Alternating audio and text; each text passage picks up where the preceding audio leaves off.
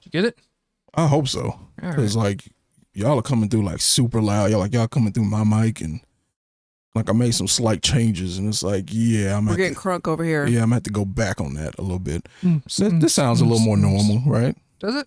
It was kind of getting. It was sounding loud. You were screaming. Okay, we're screaming. You ready to start the show? Yes. Go. I'm not the one that's supposed to start the show. I'm not either. Big Tana starts the show. Yeah, I know. Oh, you're gonna add her later. Yes. If you take any of this part out of this episode, I'm gonna be pissed. No, it was just a situation where she sat there while I did it last time for like an hour, like when I was making it. Look, I told you, my ADD takes over. I can only consume so much information. Okay, other things starts to like fall out of my brain. Yes, that's true. Hey guys, Fake Tana here. On today's show, the ANX crew reviews Batman Caped Crusader and explains to all the haters the difference between click and rage bait. Unbiased Anne and Genesis start new animes, and Ray wants to become a Funko Pop thief. If you're new here, welcome. That subscribe button is free. If you're already subscribed, thank you. And remember to hit the notification bell so you don't miss my videos. Enjoy the show. Ray, you gotta get proper. Do the voice. How's it going, guys?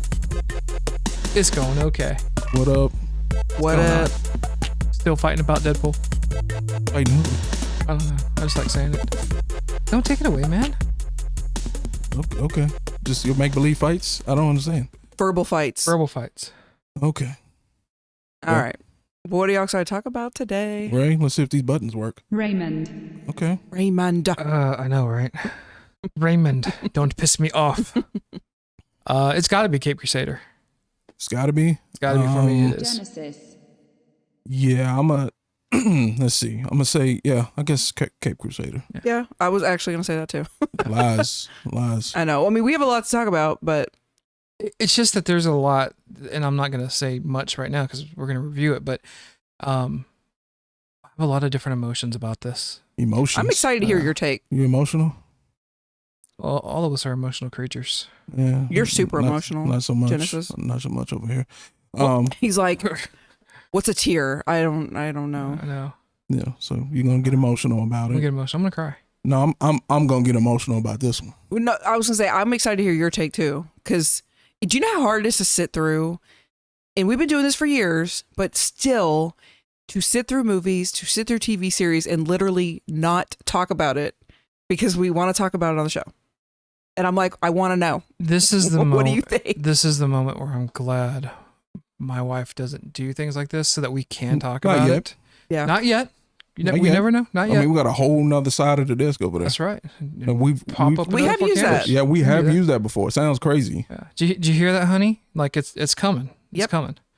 We will have you on the show. All right. There we go. Speaking of the show, y'all ready to start the show? Yes. Wait, do I need? Officially again? No, just getting into ANX Weekly update. All right, the ANX Weekly update. We're 2 weeks in a row. Yes. Doing a weekly update. What do you think about this pop? I can't say how much I need to order that pop. It looks dope. It is sold out. I can't wait to say how much I'm going to steal that pop. I think so. When I say link down in the description below, it is a link to Amazon, which obviously those people are reselling it. So it is at an inflated price. But as of right now, Entertainment Earth, this one is sold out. Batman, part of the 85th anniversary collection, the ones with the black boxes and all those look dope. Too many came out. I'm not that big of, my favorite pops are the Batman pops. Don't get me wrong, but too many came out and I'm just like, it's like, I'm not. You gotta draw that line somewhere. Yeah. Yeah. Especially with Batman. So since we're doing a Caped Crusader, this is like right on time. Yeah. That this pop came in and it looks dope. Yeah, I like it. Yep, it's cool. It's cool. You like it? Yeah. You approve? I do. All right. Are you sure? Yes. Okay. On this day in gaming history, I said I was going to change this, but I didn't really change it. But anyway, August 8th, 2006, Dead Rising was released in the US. I love Dead Rising. The shopping cart alone in this thing So It's actually what drew me to this. So you played that one? I've that played particular this one? Mm-hmm. So you haven't seen this one? I haven't seen that one. I don't remember which one you started with. Three? I just know it was like probably 2013 or 14. Yeah. And I just loved it because it was like one of those flat steamroller things or Mhm. whatever, like Oh, on yeah. Roger Rabbit. And he just, Like on what? Roger Rabbit. Roger Rabbit. Who framed Roger? Oh my God. Go ahead. Continue. He Um, doesn't believe in movies before 2000. I know. And anyway, he was just steamrolling all the zombies. And I was just like, I Get 'em. love it. Yeah. So there's actually a remastered PS5 version coming out, next gen or current gen version coming out September 19th. So I think I'm obligated to get it because it's one of your favorite games. Mm-hmm. I think I'm going to actually have to get this too. I know, not even kidding. This is the first time I realized that they were doing a remaster. Yeah. So I'm pretty stoked about that. So Is this the same one you were playing that was like, remember it was like at a mall and it was Christmas themed? yeah. Mm-hmm. Okay. Yes. Yeah. So here's the deal. So you haven't seen this one. Yep. And I actually haven't seen this one, even though I played it. So the story goes, when this game came out on the 360, way back in the day, they were out, but everybody didn't have them. Mostly nobody had them. The high def TVs weren't necessarily a thing yet. They weren't just household items. Everybody still had the tube TV, the square TV. So what happened was the 360 and the settings at the time were specifically made for widescreen TVs. Mm-hmm. Therefore, when I was playing it on my square tube TV, they gave you directions and instructions at the bottom of the screen on what you were supposed to be doing. And you couldn't see it. And guess what? I could not see. The instructions. Because it was cut off. So the sides were cut off, which that wasn't a big deal. Sometime I will get shot by a clown or something that I couldn't see off screen. But the bottom, I could not see what I was supposed to be doing, where I was supposed to be going, anybody who was talking, whatever. So I just had this. That's what made me get my first high def TV. Then, as I've said before about many games during this particular era, the price never came down because it was so popular. It was so unique of a game. It was still like $50 like 2 years after it came out. I'm like, I'm not. So I never bought it. I never played it again. The first one. I am curious what this year's 2024, Black Friday Christmas sale. Get racial. What's, Don't get racial. Get over it. Is going to look like with the games, because it used to be, especially during the early Black Friday sales, that you would have games on sale for as low as $10. Well, That were like I think they got a 10-week $10 game deal going on right now at Best Buy. I think they started with Madden 24. So what does that look like this year? Like it's always like, I'm used to seeing that as like $20 for Madden 25 same year it's out. Right. I've seen it for like $20. Last year I think I saw a couple that were like $30. They were in that range. They were on sale for $30, which is still half off. But I also noticed some that were same year, and it was $40. Now this excludes any of the Nintendo games for the most part, because they don't believe in having any type of sales except for maybe $10 off. But I am curious to see, what games we're going to get this season. You never can tell, because it's like Black Friday is not what it used to be. Now there's Cyber Monday. There's Prime Days in the middle of July. Christmas in July. Yeah, it's just like... I mean, to be honest, I don't think I've ever participated in a Black Friday sale for a video game. I've never participated in Black Friday. Well, in person, I never did. I've done it in person a few years, just to see what it was like. And it was only after I started seeing all those videos where people were like tearing down stuff, and I was always like, I want to see. I gotta go see. I gotta go watch. I gotta go spectate. Oh my gosh! But was never witnessed a single thing like that. Closest thing I got to see was, there was one year, it's probably like 2014, maybe 2015. The Walmart display of the Walmart that we walked into to kind of go and just chill out and see, sold out in 30 seconds. Oh my gosh! Like everyone was surrounding it, and it was really one of the first big TV things, because now it's like you can get TVs pretty cheap now. Well, that was always a scam. Like they only had 2 or 3 TVs that were at that price just to get you in the door. Now, if anybody didn't know this, they manufacture items specifically for Black Friday. Yeah. So when you go get that new TV, it is not the same. It is not the same TV that came out 2 years before that was manufactured probably in Japan. Is not the same TV. It's not made with the same materials. Right. It feels cheap. It looks cheap. Does not have some of the same outputs. Has fewer outputs specifically to, compensate for the price on it and everything. So else. I'm not saying that it's not a good deal, and I'm not saying it's not the right thing for you. I'm just saying it is not the same thing. Yeah. Right. So just read up on your specs if you're going to get a TV. Just PSA. Yep. And I'm sure that goes for more than just TVs. Yeah. Oh, I'm sure. Things are specifically being manufactured for a cheaper price just for Black Friday. Which is such a scam. Yeah. And when you do movies or video games or whatever, just make sure it's not the base price game that came out the first time, doesn't have any of the new stuff. Check those prices before, because they could be saying, this is now 50% off the original price, but maybe they have had it at 40% off the entire time. Well, the biggest scam I see with video games is it's the base game, right? But a special edition or updated edition may have come out for $30 or $40 that includes the DLC. Yep. So you're buying the base game and then you have to go buy the DLC, which might at the end of the day cost you more money than if you would have just bought the $40 gold edition, whatever it's called. Yep. So look at us talking about games on ANX Gamecast. For Who would have real. thought that? Anyway, y'all ready for the next? Yeah. Yep. Okay. So there was a big leak. Well, I say big leak. They're calling it a big leak, and I think it was just because of the companies involved, right? Netflix and whoever else. I think Crunchyroll might have been a part of it. Yep. But I wouldn't necessarily call it a big leak. No. It's not like every episode from 5-8 new shows were released. Some of it was just one episode. I think one was like 6.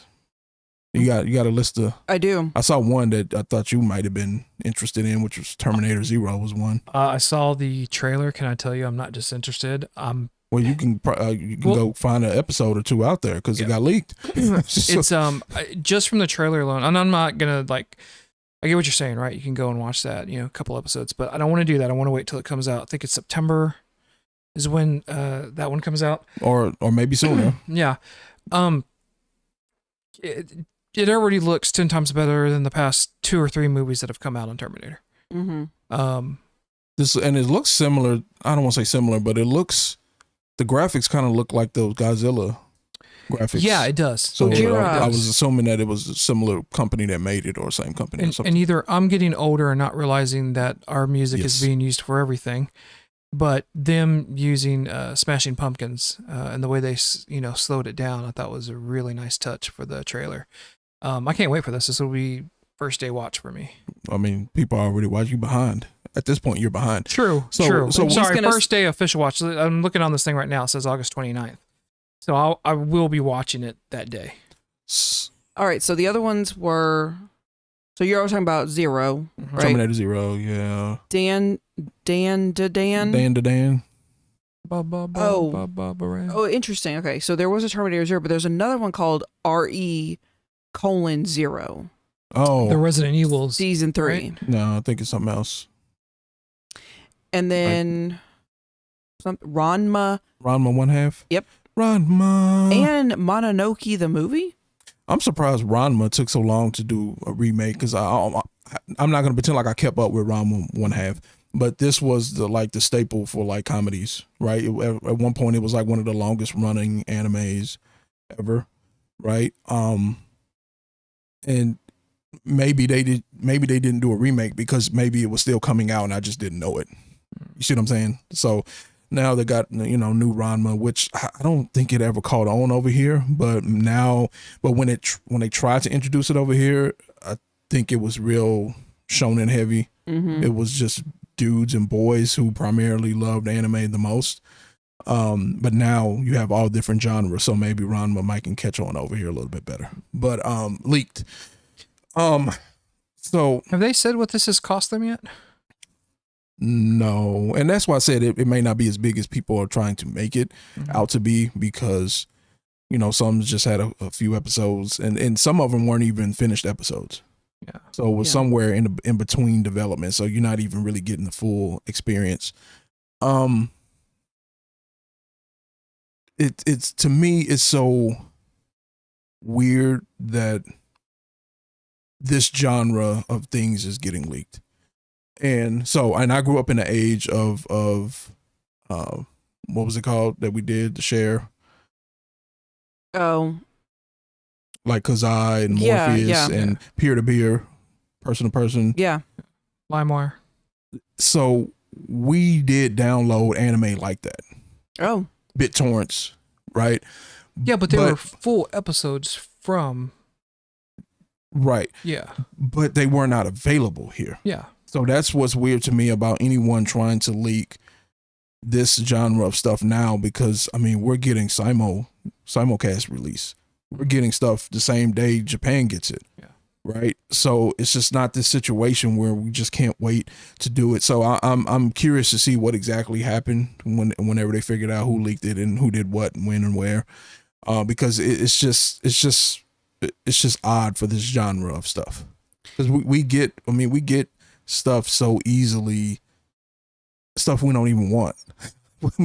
we just this thousands and thousands of hours of anime at our fingertips now, which, like I said, back in the day, that wasn't the case. You're lucky to get hundreds. Well, definitely not thousands of hours. Yeah. You might not even be getting thousands. I mean, like I said, we were rushing home to see one new 20-minute episode of Dragon Ball Z.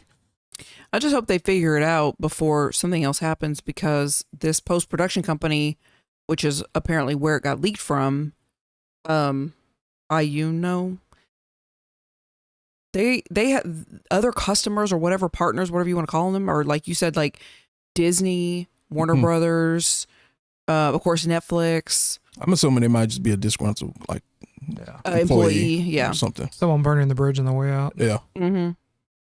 Yeah. So who would do such a thing? Right. Not me. F you, you cool, and F you, I'm out. Right.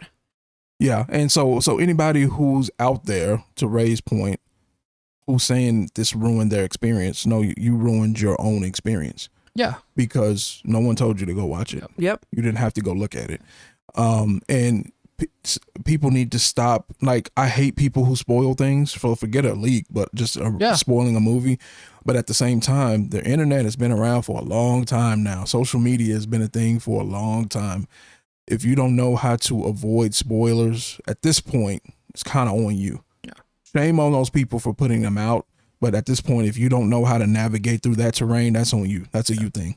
Yeah, look at Deadpool. I mean, it was coming out in that Tuesday before it really started to hit. One, I was avoiding whatever spoilers.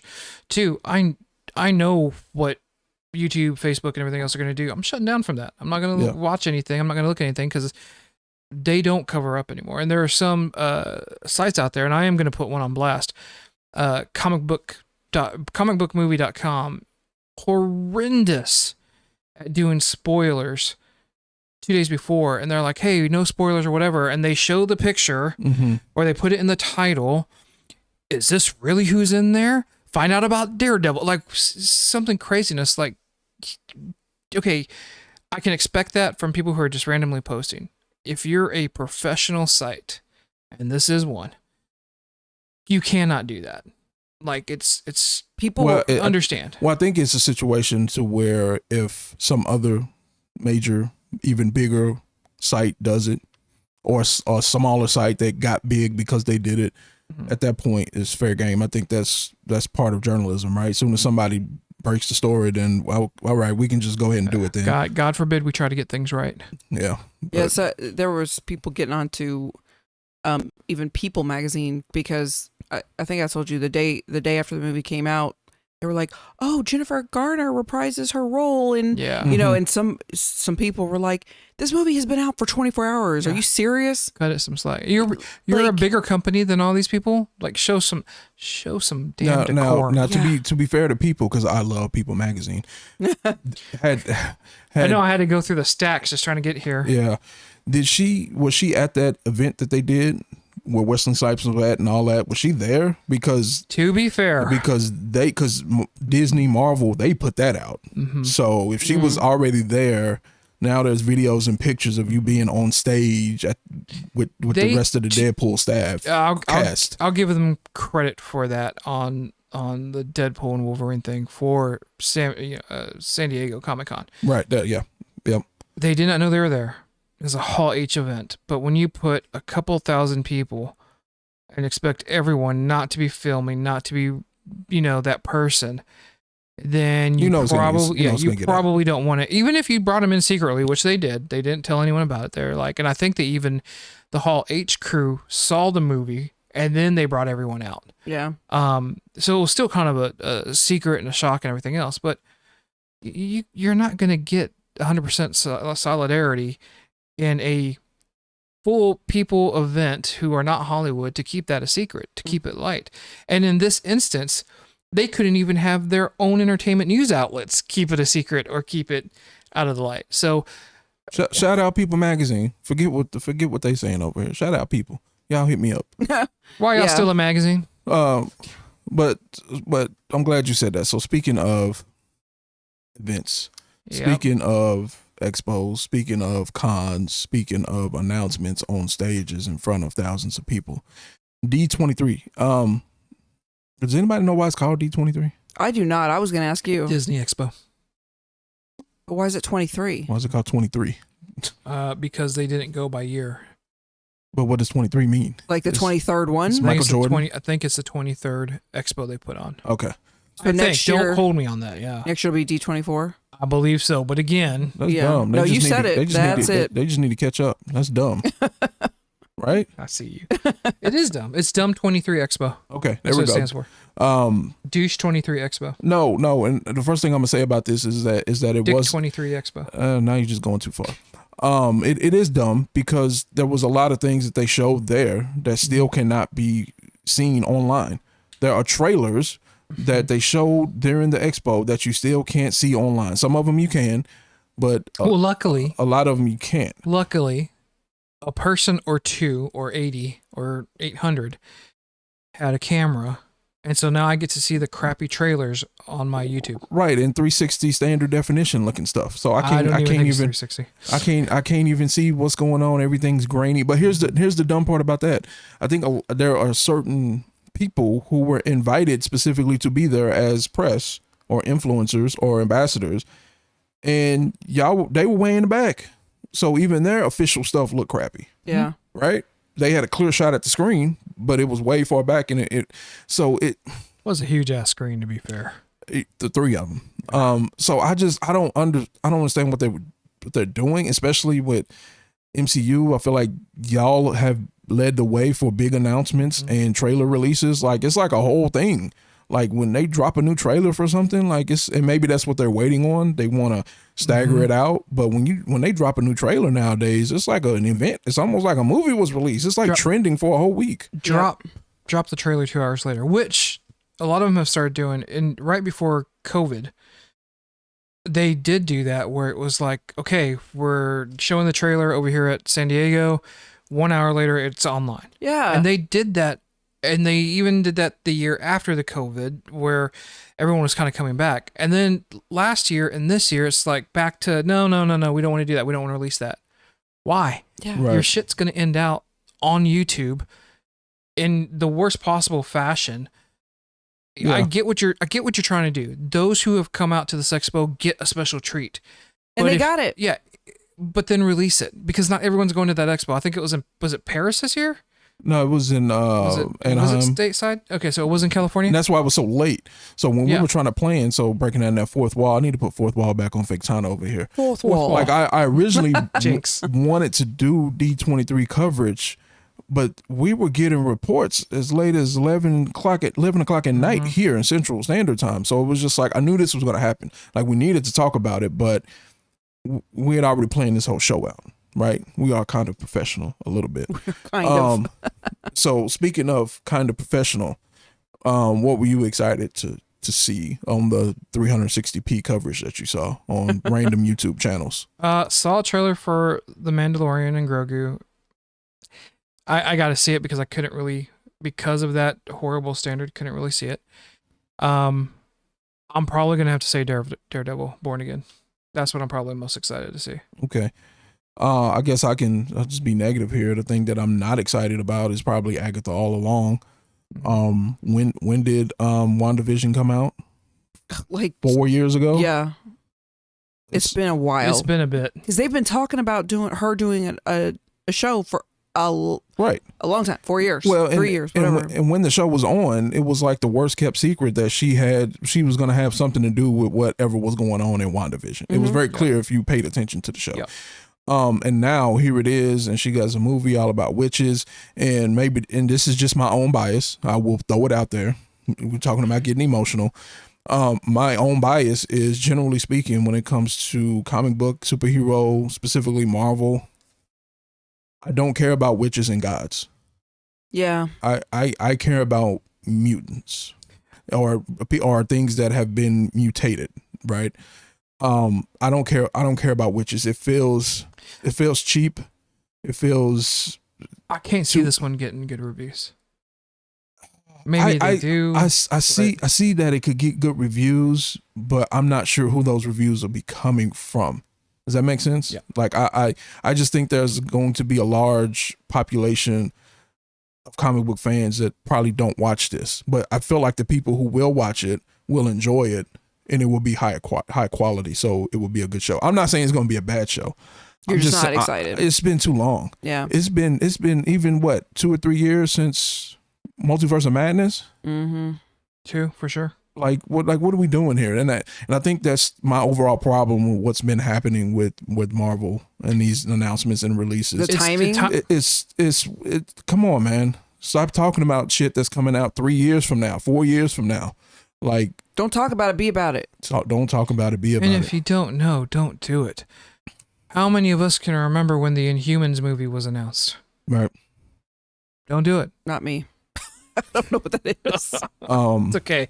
When it came out, neither did anybody else. Okay. And it wasn't a movie, it was a horrible ABC show. Oh, Yeah. okay. I think, but speaking of Agatha All Along, I guess I'm excited to see Deborah Jo in it. Who's Deborah Jo? She was the mom on Deborah Jo Johnson from That 70s Show? Yeah. Oh, yes. I love her. Like, they only showed her once, so I'm not necessarily sure what her role is. But I mean, that was one that had become my favorite TV show. And it probably still is. It's comedy wise. I love her. Yeah. So minus Hyde. But that's a personal thing. He just ended up being a douche. Yeah. A really big douche. I'm being nice about that. Yeah. So that's the only thing I'm really excited about. You're probably excited about seeing old girl from Parks and Rec. Yes, I was. Aubrey Plaza. I mean, but I'm a big Catherine Hahn fan, have been for a long time. So I like seeing her. But yeah, I feel the same way. I'm not overly excited for this show, but I'm like, okay, let's see what's going on here. I'm not excited about the show at all. No. I have no interest in it, honestly, unless one of you two say, oh my God, you actually got to watch this. I probably won't catch it. Yeah, I mean, especially when they popped out the witch that looked like the witch from Wizard of Oz. I'm like, what are we doing here? Oh yeah, that was weird. Not only that, but you can definitely start seeing the separation that Marvel wants to do between their movies and their television, because now it's specifically Marvel television. Yeah. They are wanting to draw that line from their movies, and so connectivity to anything that's coming up, probably not likely.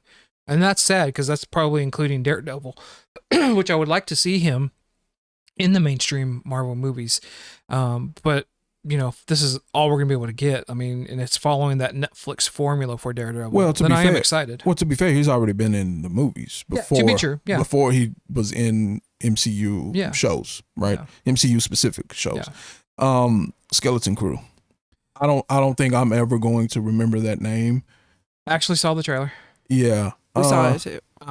It's not for me. No, I'm not excited. Although I did see something, and somebody kind of referred to it as like Goonies-like. Yeah. And I was like, oh yeah, that's pretty spot on. It is kind of Goonies-like. Yeah, because there was a line in there that she drops like, let's go on let's try to go on an adventure. And I was like, yeah, this seems like it's aimed towards family friendly entertainment. Yeah. I don't think I'm sure it's not a thing anymore, but this screams like ABC Family type adventure.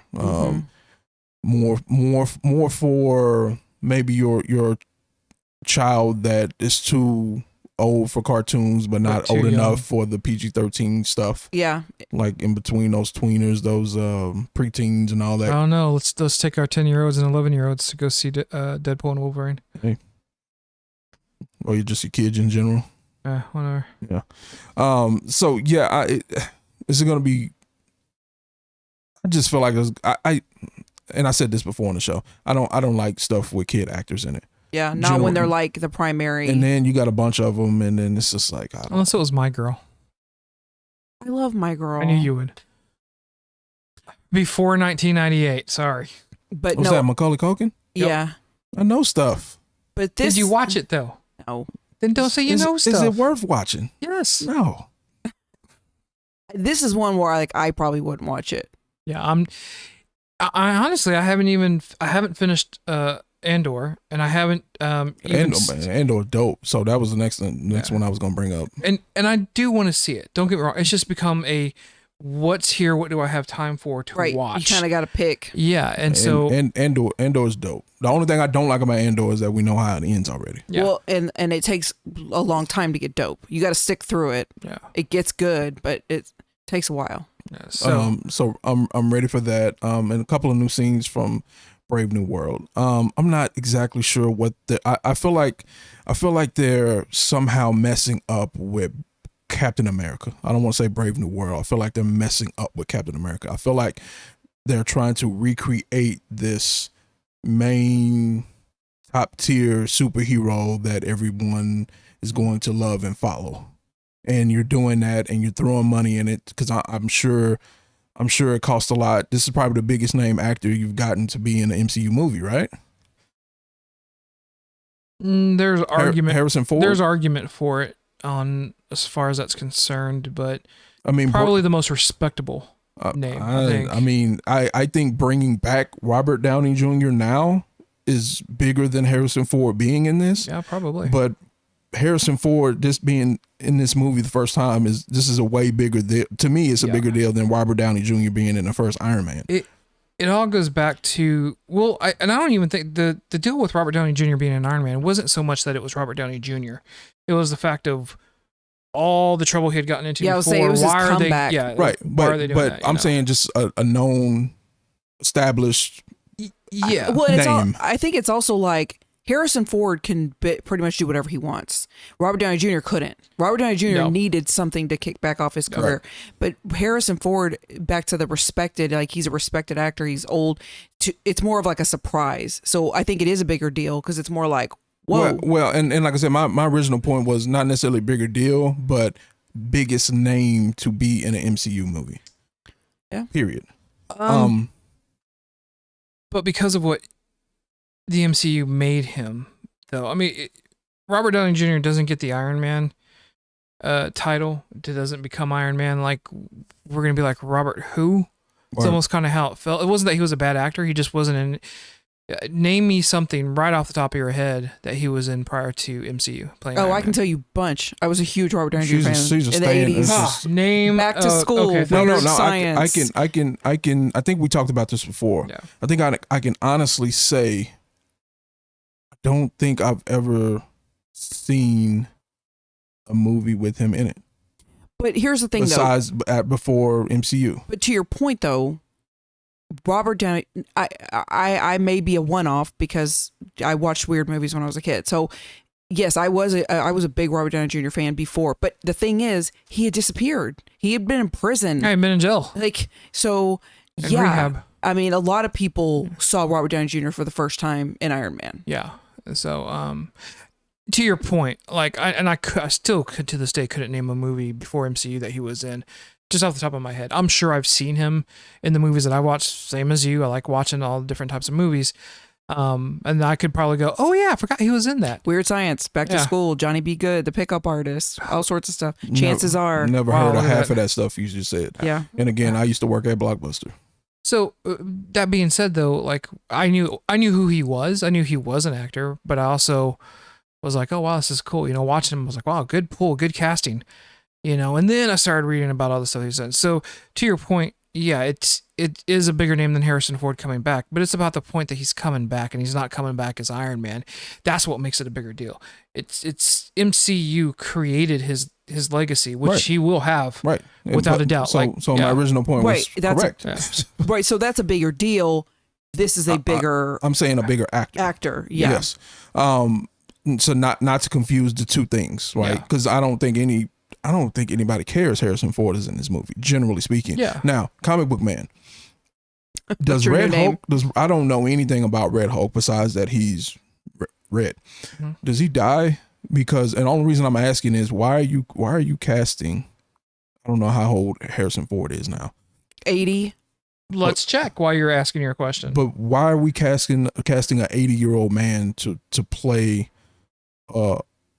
this big of a role in a movie? Yeah, it is kind of random.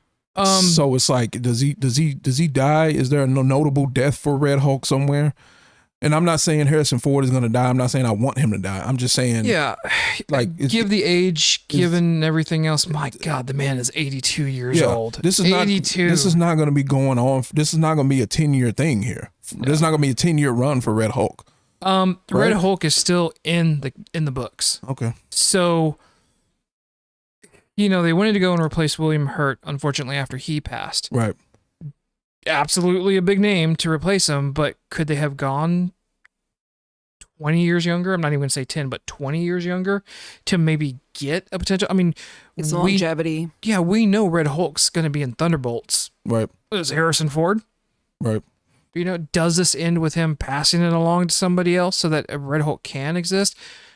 If memory serves me correctly, in the comic book, it eventually became the character that Harrison's playing. He did become Red Hulk, Thunderbolt Ross. Mm-hmm. But I want to say that the first time the Red Hulk appeared, it was actually one of Banner's friends, who was Red Hulk. And it's a big character. I can't remember the name of it right now just because I haven't read it in forever. But he became Red Hulk first. And then it was, General Ross who would become a next iteration of the Red Hulk. And so with the comics, there's a ton of Hulks out there right now. In the MCU, there are now starting to be a ton of Hulks. You got the Incredible Hulk, you have She-Hulk, you have his son Sakaar that was briefly shown in She-Hulk series. Now you're having Red Hulk. Stick with the Hulk. Stick with the original one and kind of let that be. But,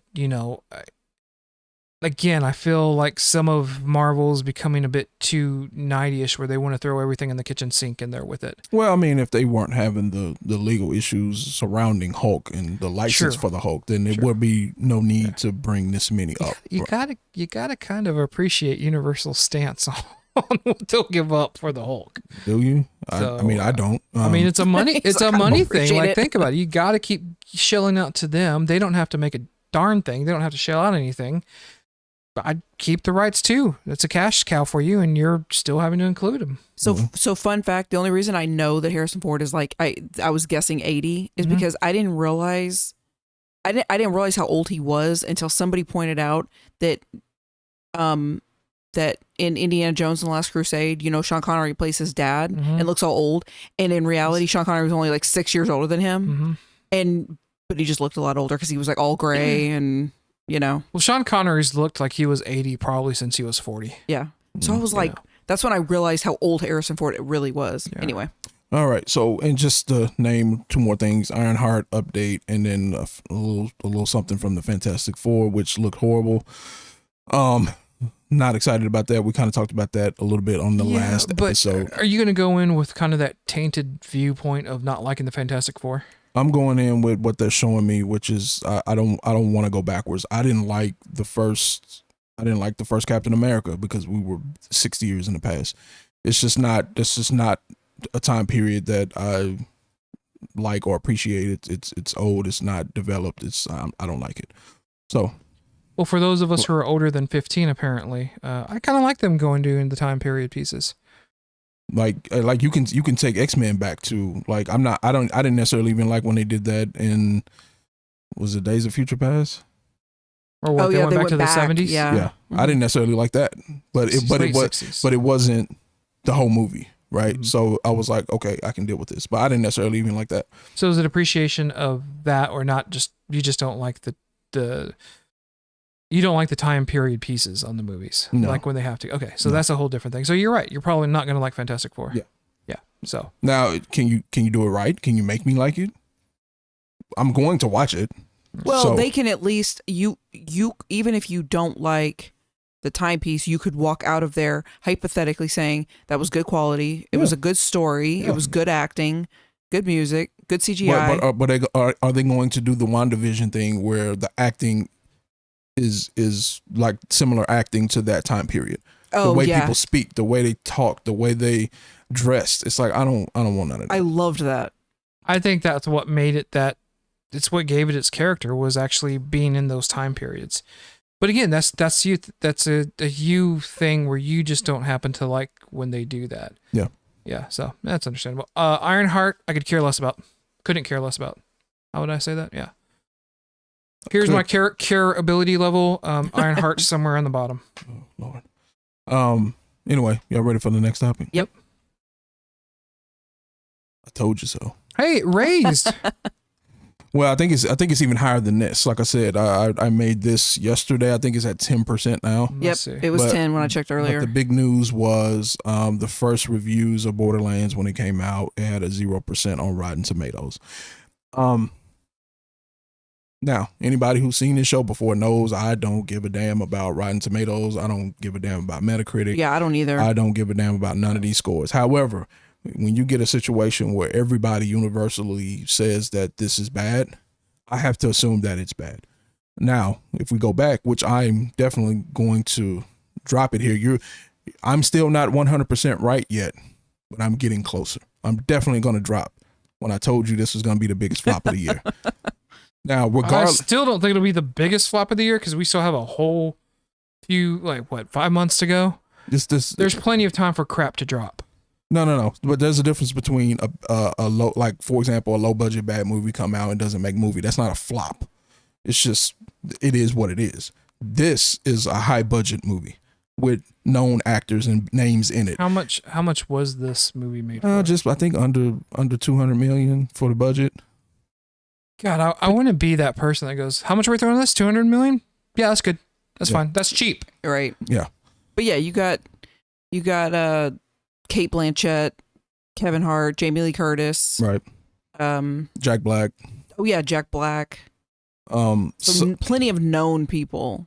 And we talked about Jamie Lee Curtis, even though she's like, kind of like the stardom is coming again back from the 70s. mhm, She just won an Oscar. Right. So it's like there's something there. That's a big deal. Right. So yeah. I mean, it's disappointing. And again, let me get emotional again, since y'all like to get emotional. I want to get emotional. Actually, it's not that bad.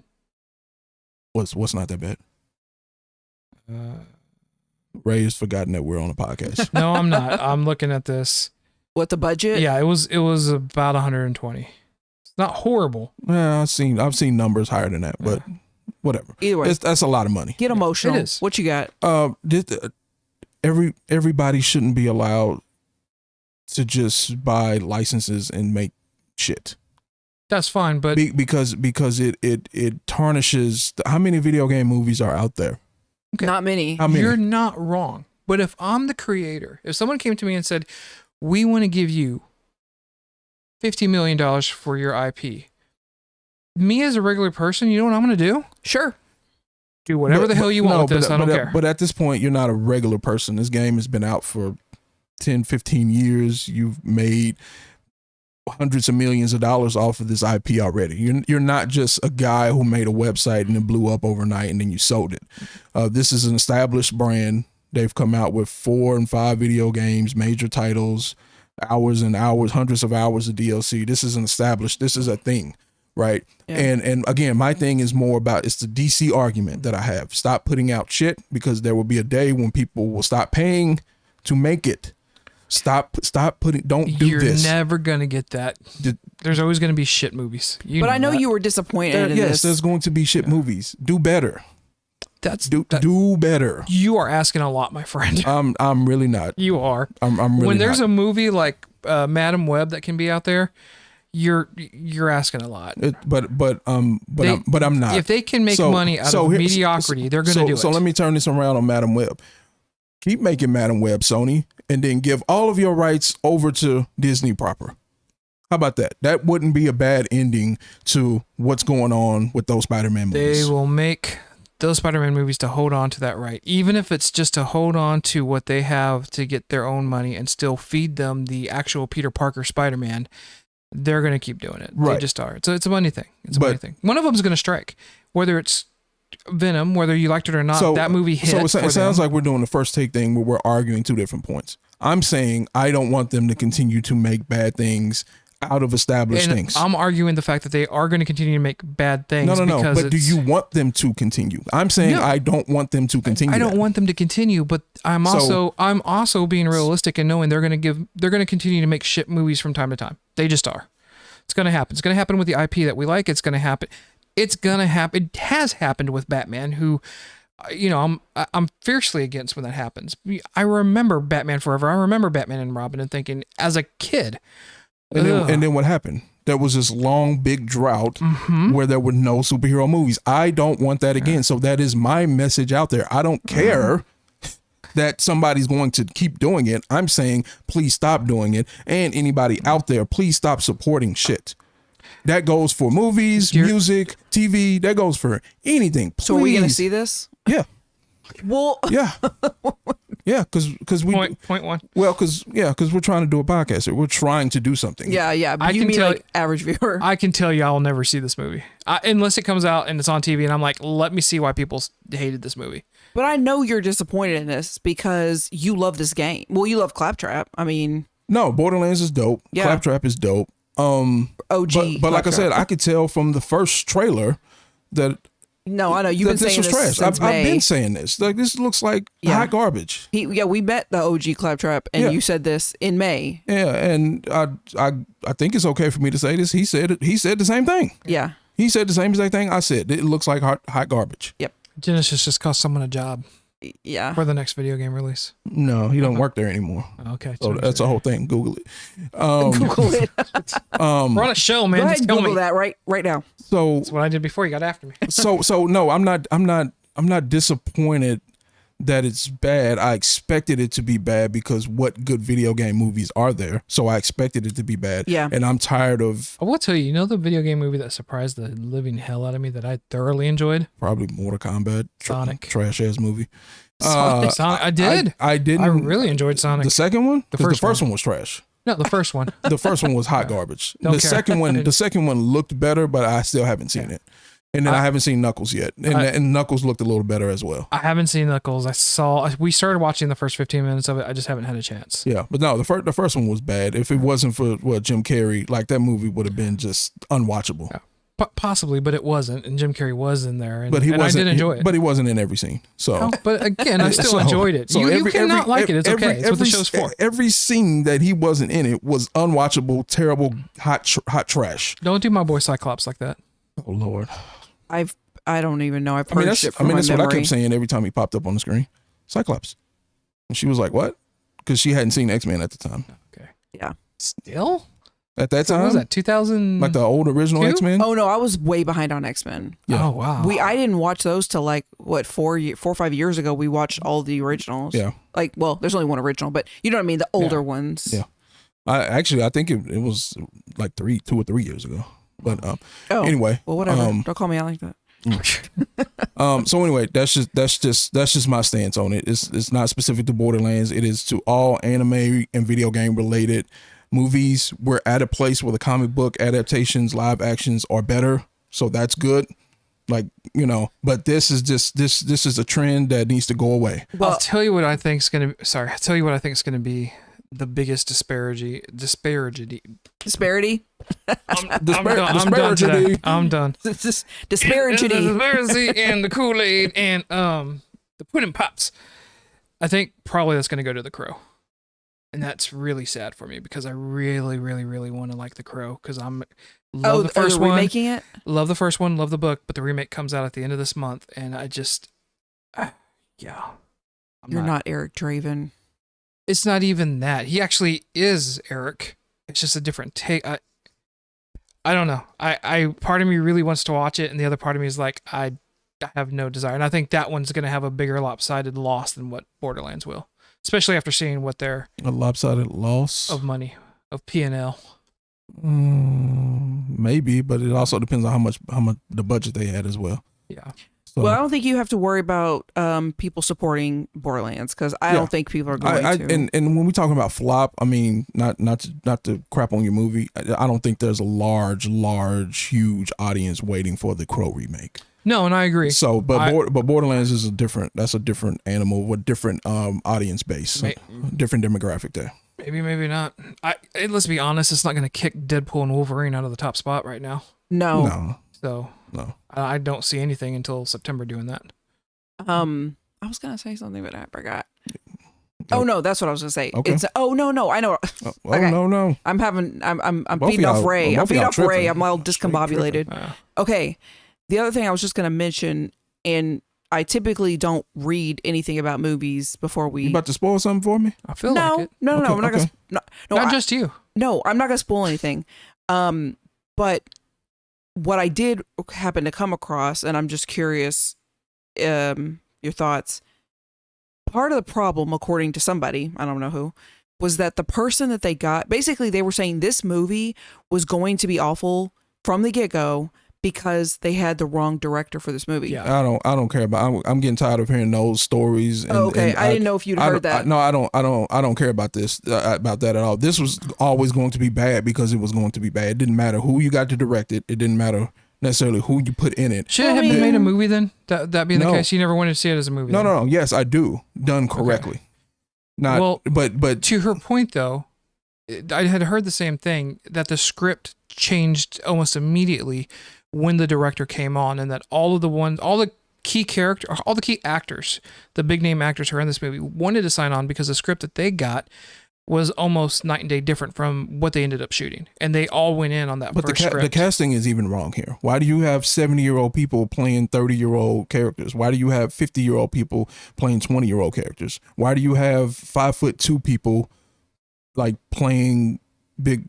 Like none of this makes sense. None of it makes sense. So from the jump, even this picture here, if I had never seen a trailer, if I never seen a Rotten Tomatoes, and you just showed me this picture, I'll be like, this is gonna be hot garbage, just based off this picture. That's all. Yeah, I hear you. I just had read that recently about the director. Like he was notorious for rated R movies, horror, lots of gore. That's Borderlands, right? But then but this isn't an R movie. Well, then It's not? Then it should. No. Then it should have been. Well, the way I read the article, it was like he doesn't know. That's not his skill to write for PG-13. But anyway, whatever. That's fine. You're not into that whole. I know how to torture him now, though. Yeah. Just pin your eyes open, tie you to a chair, and make you watch this. Well, I haven't said it was bad yet. I just simply put that it looks bad and it was going to be a big flop. That's what I said. And it was. Well, At least so far. So far, not off to a good start. Not off to a good start. Nope. Y'all ready for round one? Is it Kit Kat time finally? Yeah. Round 1. Oh, round one in the anime that we are currently watching. I did not put it in a different order again. Today's Kit Kat is Unknown. Something pink. Is that pink? Kind of a peachy color. Yeah. But the candy looks pink. Or like a light pink. I don't know. All right, let's go ahead. The smell's decent. Yeah. The smell's decent. You know what it smells like? Somebody said A Starburst. no. You know what it smells like to me? Those wafers. The Alright. pink wafers. The pink with the pink cream. The in strawberry the middle. wafers. Yeah, Yeah. that's what it smells like. Oh, please be strawberry. I don't keep talking. Oh, we just want to listen to you chew. Yeah, that's kind of weird. You're like, it's a little awkward, AMR with Genesis. right? I love that stuff. Yeah, I mean that's what it tastes like. It tastes like that cheap strawberry flavor. Oh, All okay. right. Yeah, so it's good. Oh, I mean, good. it tastes just like those wafers. There you go. Okay. All right. So Tsukimichi, Moonlit Fantasy. Bless you. We started watching that because we actually met one of the voice actors, two of the voice actors from the show. They were real cool. Hope to have them on the show soon, one day. So I started watching it just to get caught up on because you can't watch every anime. I'm not gonna pretend like any random voice actor that I meet, like I've seen all of their work, right? Yeah. So this one is fantasy. I mean, it says Moonlit fantasy and right in the title, so you know what you're getting. It's like fantasy to the fullest extent, dragons and talking animals and far off distant worlds, Potion or magic and yeah. mana, and they talk about like leveling up for this particular character, but we haven't really seen that. He has this weird ability to use moves and powers, and they're like automatically strong, even though he's like level 1. And then he's fought other things, and we haven't really seen his level rise. So It's like solo leveling. yes, not quite. Solar Leveling Junior. Yeah. So that there are 2 seasons of this that are out, a movie, and I think like some other Oh yeah. filler like in between seasons episodes out there. And while we were at AFest, they had actually announced season 3. So there's a season 3 of this coming. So there's definitely an audience for it. It is more comedy based, and I don't really do the comedy. Like you can just tell by the style of voice acting right when it comes on, oh, this is a comedy. Yeah. Like there's nothing too serious. There's no dramatic moments. It's all comedy, all humor. So if you like the fantasy humor kind of thing, and this is melting in my hand because we live in Texas, I would say check it out. You saw a couple episodes. What did you think? So I need more time with this. Well, to be fair, we did not give it the 3 episode. We did 2. And this is a perfect reason why you give more than you have to give 3 episodes. Because I mean, the first 2 were just, I mean, it was fast. Yeah. It went from boy in school to like boy in fantasy world throwing fireballs. Yeah. Makes sense. Like damn near in the same episode. Yeah. Like, So my thing was when it first started, like immediately first started, I was like, okay, I feel like I'm going to like this. I like the art style or whatever you call it. And I just got this vibe that this was going to be good. But I got lost really fast. And I think it's because it all happened really fast. oh, it was going like lightning speed. I was just like, wait, what now? So my inclination was like, I don't really like this because I'm confused. I don't really understand it. Mm-hmm. But I think now that I, understand a little more of what's going on, I give it a few more episodes and we'll see kind of how it goes. Mm-hmm. But it was a little too fast for me. So do you like fantasy type anime? I mean, I feel like there was a lot that came out during COVID. Demon Slayers and not Demon Slayer, Goblin Slayer, like that type of. It's gotta pull me in, and unfortunately, I because of my time constraints that I have during the week, you're like, hey, give it 3 episodes, and it takes a lot for me to give something 3 episodes, and I know that's bad. I know that's on my part, that's not good, but at the same time, it's like it's gotta pull me in. Episode 2, if it doesn't pull me into episode 3, then I'm out. And I did. I did not like Goblin Slayer. There were so many that came out around that time. Like they started to just blend in and run together. Yeah. Like I can't even name them all now. It was Goblin Slayers to Is It Wrong to Pick Up Girls in a Dungeon? There was another one that just completely has slipped my mind. And to me, they all look the same. They sound the same. There's the same thing going on: swords, armor, magic, monsters, and it's just like, okay. Yep. So anyway, I guess I never knew if you liked fantasy type or anime or not. So it's gotta pull me in. So I will say that much. Okay. Whose is this? Oh, mine. Ray? No. So let me talk about the Apothecary. The what? Apothecary. I can't speak today. I'm gonna drop it. Can I drop it? It's all right. Fuck language today, man. I'm done. He's having some problems. I've had like an 80-hour work week this week, and like stopping at around midnight all week. So I'm just like, language and me are not friends right now. That's okay. All right, let me see. He's gonna lie. It's gonna taste like Pepto. Mm-hmm. Dose after dose after dose. So the good news is, I can see that. I can see you not liking this because you don't like that cheap. look at the look on her face, She don't like the cheap strawberry taste flavoring stuff. Generally speaking. Yeah, I don't like this. It's not Apothecary. It's not okay. So it's not tree bark. Okay. No, it's not as bad as no. But to me it tastes like a pink Starburst with chocolate. Mm, All that's right. not what it tastes like to me, but That's what exactly. You can have mine. I like it. Like I would buy that Okay. Oh, I can't wait to taste it. if we went to the store and You saw that? I saw it there. All right. Well, I there would. you go. Yeah. Yeah, So no. don't try to cheat. Tell us about the Apothecary I Diaries. said it the second time. So, I like this show so far. Mm-hmm. Just quick recap. Basically, this little girl, or I don't know what she is, maybe like preteen, I don't know, but she's, I guess, kidnapped and sold off into servitude. Mm-hmm. But it sounds really awful, but it's not that awful thing. Yeah. And she, I guess, like gets word of some people getting sick, and she's able to kind of figure out Some babies. some babies. Some babies getting sick and dying. Yeah, and she had like beforehand. They showed just like a snippet of her life before this happened, and she had like scars on her arms because she would like play with different. She was truly trying venomous animals and yeah, and she was experimenting, right? Trying to with the whole apothecary thing. She was into it. See, catchy. Yeah. So anyway, listening to myself describe it, it doesn't sound enticing, but I actually do like it.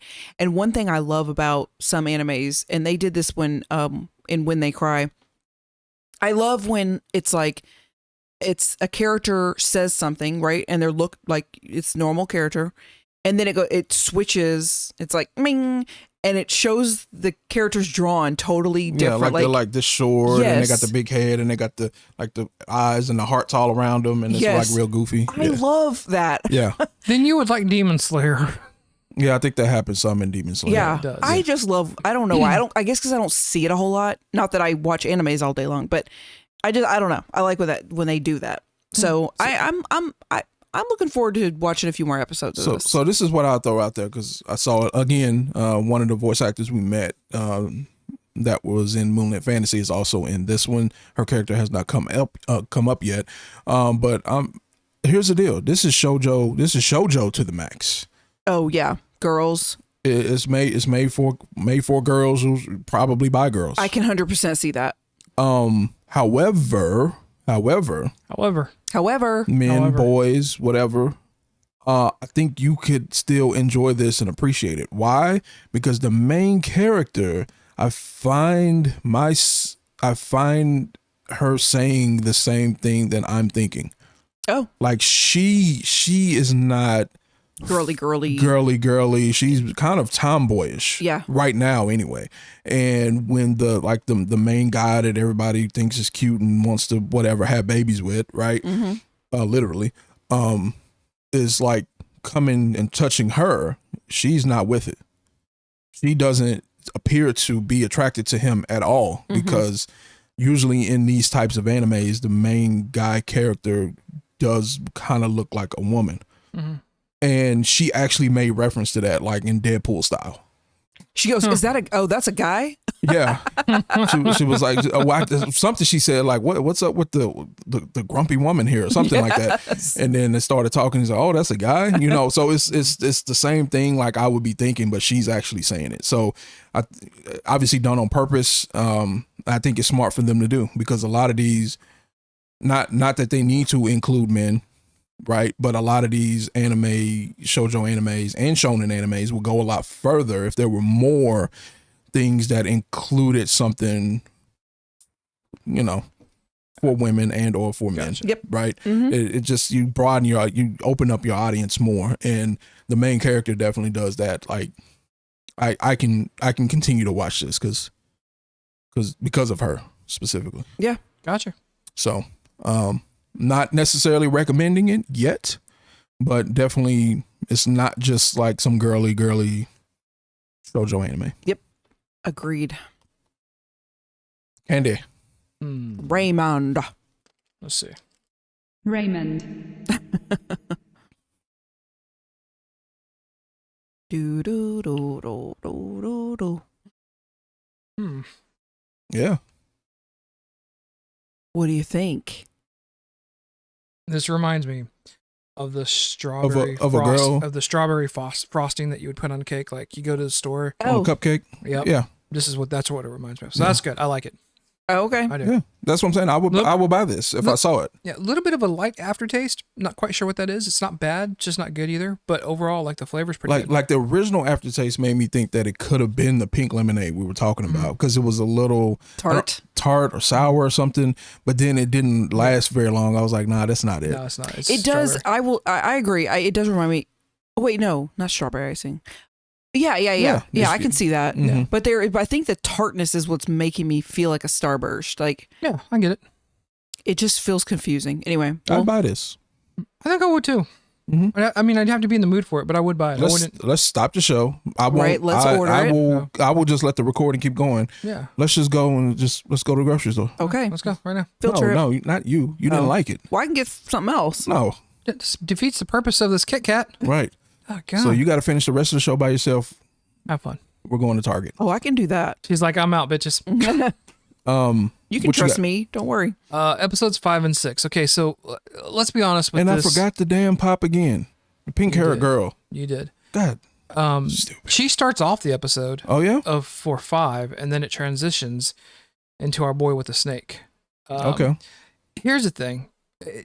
A lot of this is a back and forth of who likes Tanjiro and who doesn't, and 5 was no different. What I told you last week is I cannot wait to get to episode 6 because this is the next big thing of finding out with the Stone Hashira what he did, and it's one of the first stories I've seen for our heroes that is legitimately heartbreaking because he starts off protecting kids almost like an orphanage, and he's still very strong in martial arts, but one night a demon comes a calling. Now the difference between what we've seen before and what we're seeing now is he goes to defend the kids with all of his heart, not being a demon slayer and definitely not being a Hashira, and wins this fight against this demon.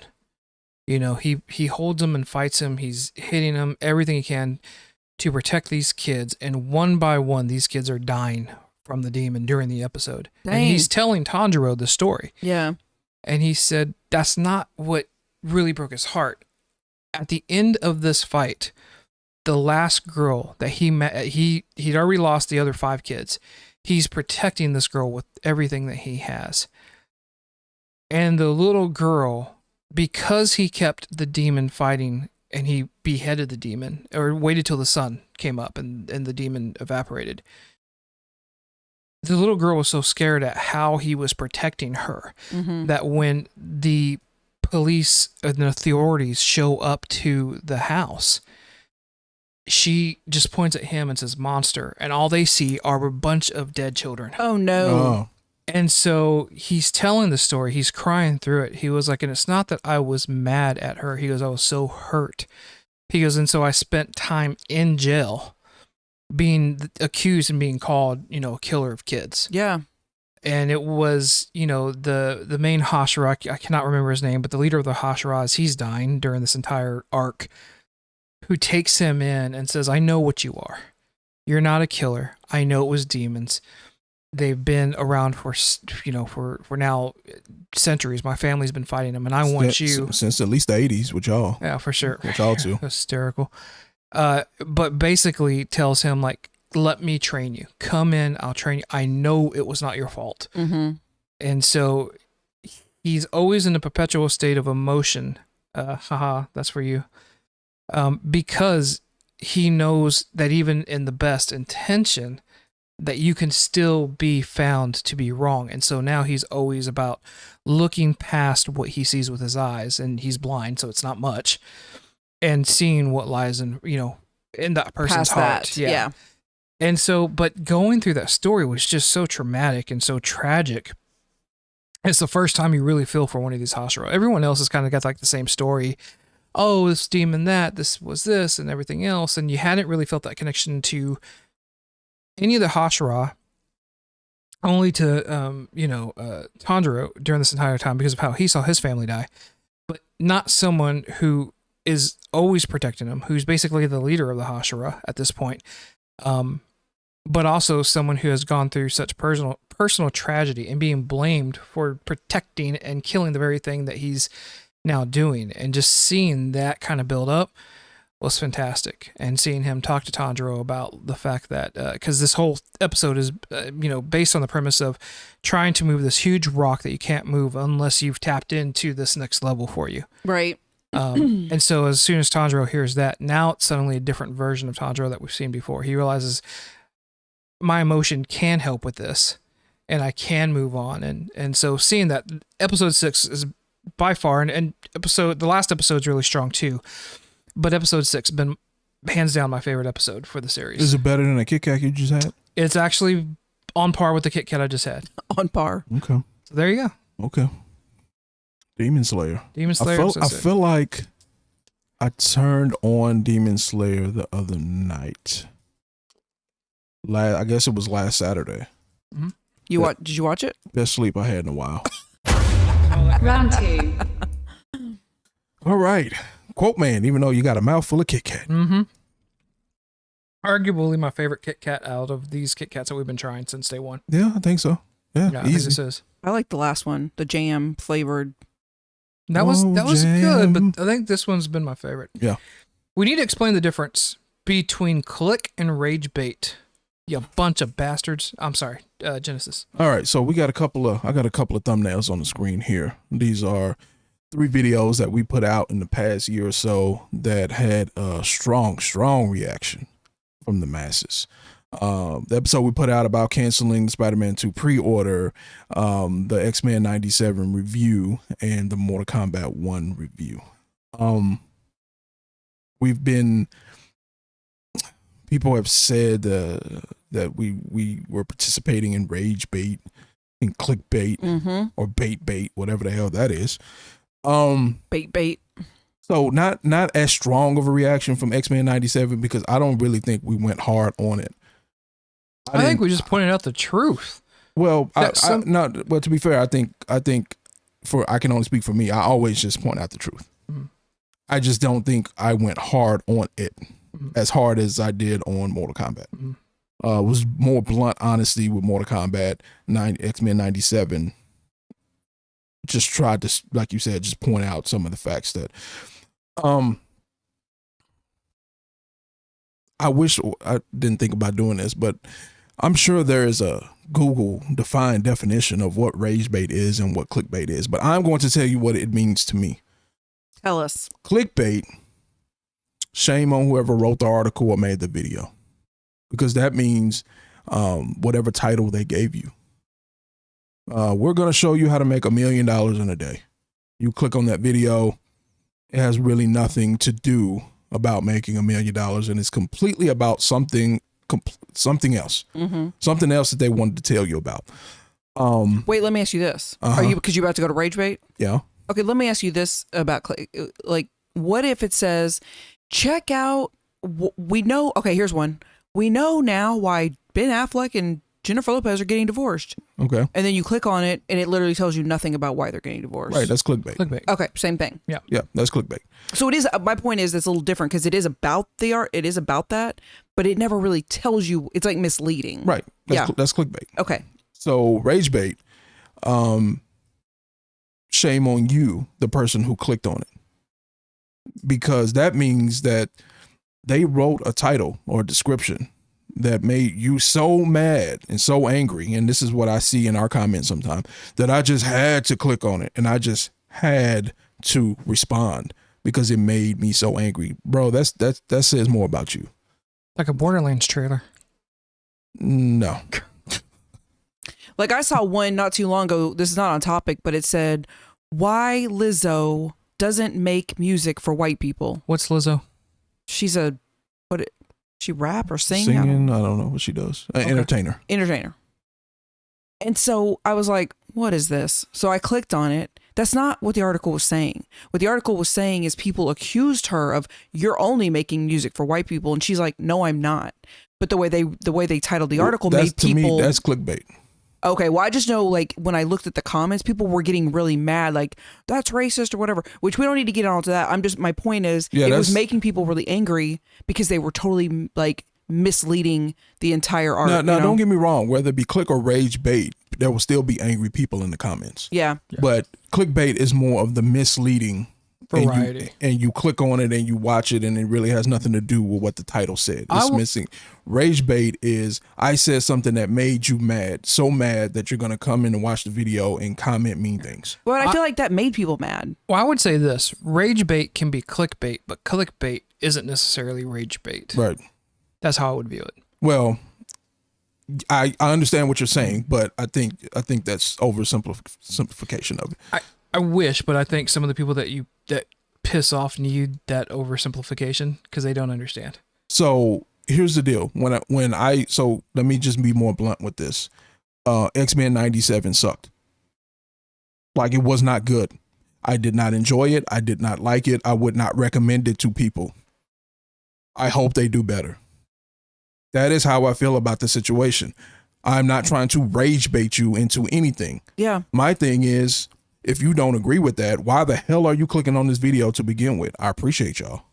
Right? I appreciate you. Well, we thank you for the numbers. I thank you for the numbers, but not if you're going to come in here and then start taking personal attacks at the person who says something negative about a thing that you love so much that you had no hand in creating or making or building. Have you met this world? Hi, I'd like to introduce you to the internet. Right. So my thing is, if I did do it on purpose, let's just say I did do it on purpose, rage bait purposely. I didn't really believe what I was saying. I was just saying something to make you mad. I see what you're saying. It's Okay. still on you because you clicked on it. Yeah. And my thing is, what are you clicking on when these types of videos are showing up in your algorithm?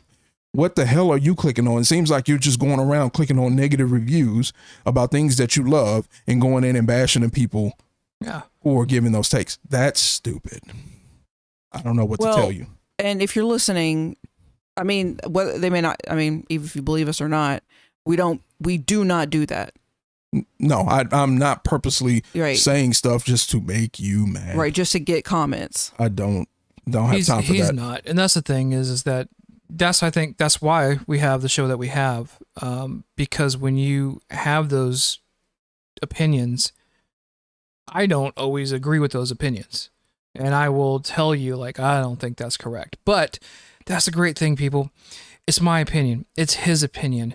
You can have the opinion, but you also don't have to click the damn link. Don't be disrespectful. Your stuff is an opinion. Mine is fact.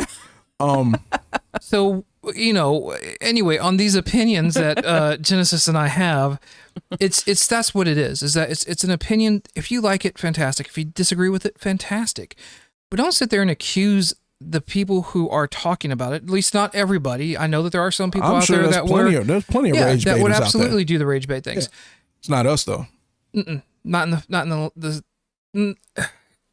it gets frustrating that when people start assuming, I'm talking about y'all, when you start assuming that that's what's going on, then I don't know, I almost want to say do me a favor, don't do that. Because just because someone's going to have a different opinion on a subject matter that you like, that doesn't make it wrong to them. It may be wrong to you, but that's fantastic. Keep it to yourself. Well, and get a show. Do a show. No, here's the deal. I don't necessarily even care about you keeping it to yourself. If you want to get on in the comments and we can go back and forth and we can debate about it in a respectful way, fine. But the personal attacks is like, that doesn't make any sense. That's not. Well, it's a sign of when they've lost an argument. When you start having to go to a personal attack. Well, that's starting. Well, Yeah. and I maybe still to your point, but they're starting with the personal attacks. Yeah. So, which I don't necessarily care about. But like, if you do have a specific take or stance on it, I want to hear it. If I'm totally off, I want to hear why. But you just taking personal attacks, we don't get to a place of conversation like that. So it's just like, you can go play somewhere else. You can go somewhere and play. Get off our page, right? And unfortunately, I think people are skeptical because there is so much of that out there that you're just trying to lure people in. Well, for the you know what clicks. I do with those? It's a revolutionary idea. I turn it off and I don't listen to it. I just mean in general. Yeah. Like just scrolling on Facebook, whatever. There are constant media outlets that are trying to get you, that all they want you to do is click on their button. Well, here's the deal. If rage bait and clickbait were that easy, if all you had to do was go and say the unpopular thing out loud and then get clicks, that's not the case. I remember of years after years where we only had 80 subscribers. Yeah. I was saying the same shit back then. Yeah, go back and Go listen. back and listen. Go back and look. And if you want to go back even further, go check us out. ANX Gamecast on Spotify. We got damn near 100 episodes of audio only podcast there where I'm saying the same shit. Was it Click and Rage bait then? Yeah, like from 8 years ago or something. Before the algorithm picked it up. He just generally thinks it's all trash. Let Right. it go, people. It's hard to impress. A lot of it is trash. Yeah. A lot of it is trash. So And you have, not a slam on you, you have people who have a very high standard of what they're willing to watch. If you're listening, you know that this channel is dedicated to that premise of we're going to hold it here. Maybe there's stuff that someone holds here, the other person holds here, the other person holds here, whatever the situation may be. But again, it's a right to that opinion to have. That doesn't make it argumentative, and it doesn't make it rage bait. Right. At all. But keep it coming on the comments. But if you want to talk, don't just be cruel about don't it. get personal. Yeah. Don't get personal, because when you start, I'm sure I had a debate teacher that said this, or a drama teacher, or English teacher, someone. The moment that you start having just to sling mud or throw crap at someone's way, whether it's personal or otherwise, and that's all your debate or argument's going to fall on, You have nothing. you don't have a single argument to make. no, and you lose credibility for any valid point that you may have had. 100%. 100%. So, yeah, and just for the record, Mortal Kombat 1 is still trash. Yep. And people came around after that and said you were right. I was actually Right. surprised to see how many people at the at Acon was like, you know what? Yeah, like it does kind of Yeah. A-Fest. it does have an audience. There's nothing wrong with it having an Well, audience, but- but that doesn't mean everybody likes it. But not even just the amount of people who were green about Mortal Kombat. The amount of people who face to face with me listened to what I had to say, and they were like, you know what? That's valid. Now that you say that, I'm kind of rethinking my whole position on this show or this game or whatever it is.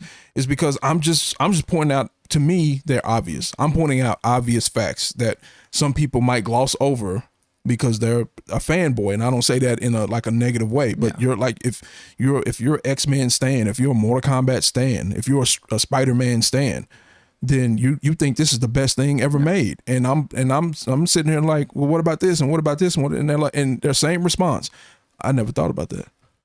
And even after thinking about that, you can still come back and say, you know what? Maybe you're right on those points. It doesn't detract I still attention. like it. I'm still gonna like it. Still gonna love it. Fine. I'm glad you got your opinion, but this is my jam. Because here's the deal. And I have to say it again. jam. I have to Brought say that it back. louder for the people in the back, right? I'm not here to change your mind about what you like and what you don't like. I don't care what you like and what you don't like. This is for the people who might only have time to watch X. Because I met a lot of people like that too. They were like, man, I wish I had time to watch anime like I used to. I don't. I'm grown. I got to pick and choose, right? Yep. It's for those people. Like Well, that was personal. if you It's true, though. if you only have X amount of time in a week to watch a show, if you only can mess around, I know this sounds crazy to some people, but if you only got time to watch 4 animes in a whole year, start to finish, this is the show for you, because I'm going to give you my honest take on what you should waste your time on and what you shouldn't. Same thing Or with spend your time on. spend your time, Yeah. Spend your time or waste your time on. Right, Some- whatever. It's all no. trash. Well, some people like bad anime. That's true. It's weird. Like I'm not. there's an I'm argument not for saying that. y'all are weird. I'm not calling you weird, but it's It's different odd. from you, because Right. that's not something that you would do. But no, They're- yeah. but they Yeah. look at it and they They acknowledge appreciate that it's bad. Yeah, they Yeah. acknowledge that it's bad, and they're just like, okay. So same thing with video games. To the kid out there that can only get one game a year, don't let it be Mortal Kombat. That's Yeah. all. That Or that do is- your homework. That's go. That is for who this podcast is for. It's not for me to change your mind on Mortal Kombat if you're a Mortal Kombat fan or stan. Have your Mortal Kombat. Yeah. Fatality. That's great. We disagree It's not about for you. We disagree about it. It doesn't stop me from watching what I want to watch. It doesn't stop me from playing what I want to play. Right. It's okay to have that argument, and not even an argument, but that challenge of opinion on something that you could or could not agree with. But don't say that it's always going to be because we're trying to draw the hate out from the crowds. Right. It's not the case. And if you believe it's the case and you believe that that's all that this is, it's not for you then. don't worry about it. Just change it. You know, it's YouTube. It's got some stuff to watch on there. Plenty of other things to watch. Yep. So anyway, again, for the record, Mortal Kombat 1's trash. Just in case you weren't aware. X-Men 97, complete disappointment. Yep. And that's it. That's how I feel about it. Round 3. You ready for round 3? Round 3. Round They didn't want to 3. switch. DC Detective Comics, right? That's what that stands for. Batman Caped Crusader. Tell us, what is this about? So High level, no spoilers. yeah, very high level. This is 10 minutes spoiler free. this is my I'll go with the whole thing spoiler free. this is my understanding of what this is really. Okay. Short and sweet. Okay. This is set in like, I don't know, 30s, 40s maybe. And Batman is grown, but I think he's kind of first starting out. He seems young because nobody really quite knows him yet. You know what I mean? This is very much year 1 Batman. Yeah. Mhm. Oh, okay. That's it. I mean, yes, he gets introduced, they meet him or whatever, but that's kind of what this is all about. Yeah. So I'm going to start off by just not what the Gambit say. You know how long I've been waiting for this? Yeah. I'm about to make about to make a name for myself here. Yeah, you gotta do it better than that, though. I'm not doing an accent. You should. No, I'm not. This Hey. no spoilers, right? You know, this is the series. This is the most boring waste of time that I've watched in a long, long time. Like, this is the most boring show that I've watched in a very, very long time. What you got, Ray? I love Batman. He's like, Obviously, I love Batman. I like that. I like that font there too. Yeah, thanks, appreciate it. A very strong, serious nod to the 1990s Batman Adventures. It should be, right? You got some of the same producers. Batman Adventures, Batman Animated Series. Batman Animated Series. Batman Animated Series. Well, there was both. There was Batman Animated Series and Batman Adventures. That was still part of the Batman Animated Series, but they've introduced Robin. Right. A young Robin, not Dick Grayson, but Watch your mouth. Tim Drake. Watch your mouth. You already dropped the F-bomb. you only get one. So yeah, I know, right? I was mad because Sean stole mine from the show earlier, so I had to drop it. You here. had to let it out. I had to let it out. The first episode was really, I hate saying this, it was a very much a slow watch, which is amazing to me because some of the producers and writers of this show are not only major Hollywood players that you got like Matt Reeves, you got J.J. Abrams, you have some of the best writers in the comic book industry, Ed Brubaker, oh my God, I'm forgetting the other one. And then you have Bruce Timm, whose style is very much there and presented in the entirety of the show.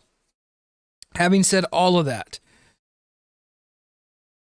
this is a slow show. This was hot. This was some hot garbage. To what you just said, I'm glad you just said what you said, because I think it leads more to the point that I was making earlier. We were talking about the directors and then the different director and a different writer. And I said, what did I say earlier about Borderlands? It wasn't going to matter. It was going to be trash regardless. This, if you're trying to recreate the feeling similar to X-Men 97, there's going to be a lot of X-Men 97 references in my review here.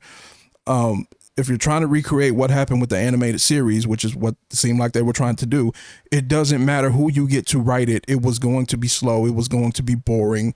It was not going to be great. It doesn't matter who you got, right? This goes back to when we were at the con. Now we can get unbiased Ann's take.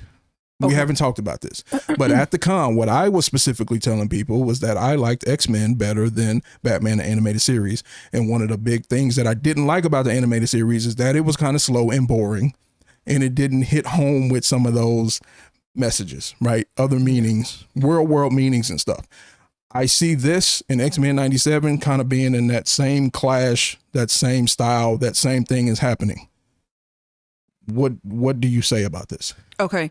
So I was excited for this really as soon as I saw J.J. Abrams and Matt Reeves, because I know them for different reasons. I mean, I know J.J. Abrams obviously has done so much, but when I saw those two names, I was like, oh my God, okay.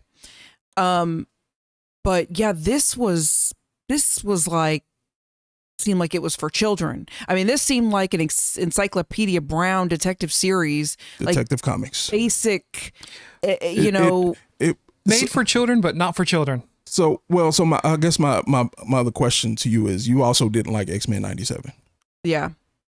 Polar opposite situation. Which one did you like better? I probably liked X-Men 97 better, but this one was easier to follow. Well, I mean, yeah, because it was slow. It was slow. So my point with all that being said is, this is the same way I felt about X-Men and Batman, the Batman animated series back in the early 90s. And this is a perfect example. Like, it's almost carbon copy example of what's going on. One had way more action, way more going on. One had way more deeper, better overall messages, like deeper. Yes, yeah. Right. The storytelling was deeper. Yeah, and then there was this other thing that was just basic and boring and slow. That's, again, I like the animated series. I watched it. I support it. But it was that to me. So that's what's happening. It's the same thing. And again, I don't like X-Men 97 for what it's worth. I will say though, I didn't hate this. I mean, I wasn't like, oh my God, I can't take one more episode. I fell asleep on this shit 4 times. Yeah. 4 times. Yeah, but that's you and your dislike for. I don't. It's that I don't fall asleep on stuff. The last thing I fell asleep on was Wonder Woman 84. I've not fallen asleep on a single episode of Batman Caped Crusader. But I'm not saying you're the one sitting here with a Batman shirt and hat on. Of course, you're not going to fall asleep on it. But even then, it doesn't mean that I cannot point out its flaws, because it does have its flaws, and it does feel like one big setup for season 2, and I'm really getting tired of that. Do a series as if you've only got 1 season to go. Yeah. Do me a favor. Do all of us a favor. No. I feel like that's the problem. I feel like that's what they did. They did the X-Men 97 and crammed a bunch of random stuff in here instead of making one cohesive story. I had no idea what the whole thing was even about. Well, that's my point about the Encyclopedia Brown. It seemed like every episode was like this little detective solving mystery, and we got it. Okay, done. And then off to the next thing. It's this very Star Trek Next Generation for me. It has that first season feel where except TNG was good. Where they're sitting there, I'm gonna look at you for a little bit. Where they're sitting there, and you can see that they're trying to build, but it's very episodic. Yeah. And the main storyline is slightly running through the background. Lightly, yes. Which is, of course, in Batman Caped Crusader. But it's not clear. It's not obvious. Well, no, it is clear. It is clear because it's the whole thing of Harvey. It's not clear, and we can't get into it because we're still in spoiler free. But and you just just said it. I will say this. One thing I loved about this show was I like the animation style. Mm-hmm. What animation style? There was nothing being animated. Oh, well, maybe the cheapest. It's just like freaking Scooby-Doo out there. It was just the cheapest shit. Okay. The freaking mouth moving and people moving like real player. And this was high garbage. What was he watching? Maybe art style is the right word. The art style. I don't know. I know what you're talking about. Like the animation was trash. That's like Bruce Wayne. Jesus Christ. Like I don't know what it was about him. I loved the way he was drawn. Him and some other characters, I won't say. But Bruce Timm, that's what that is. That is so very much his So you like Scooby-Doo? You like the old school Scooby-Doo? Because this is what this looked like.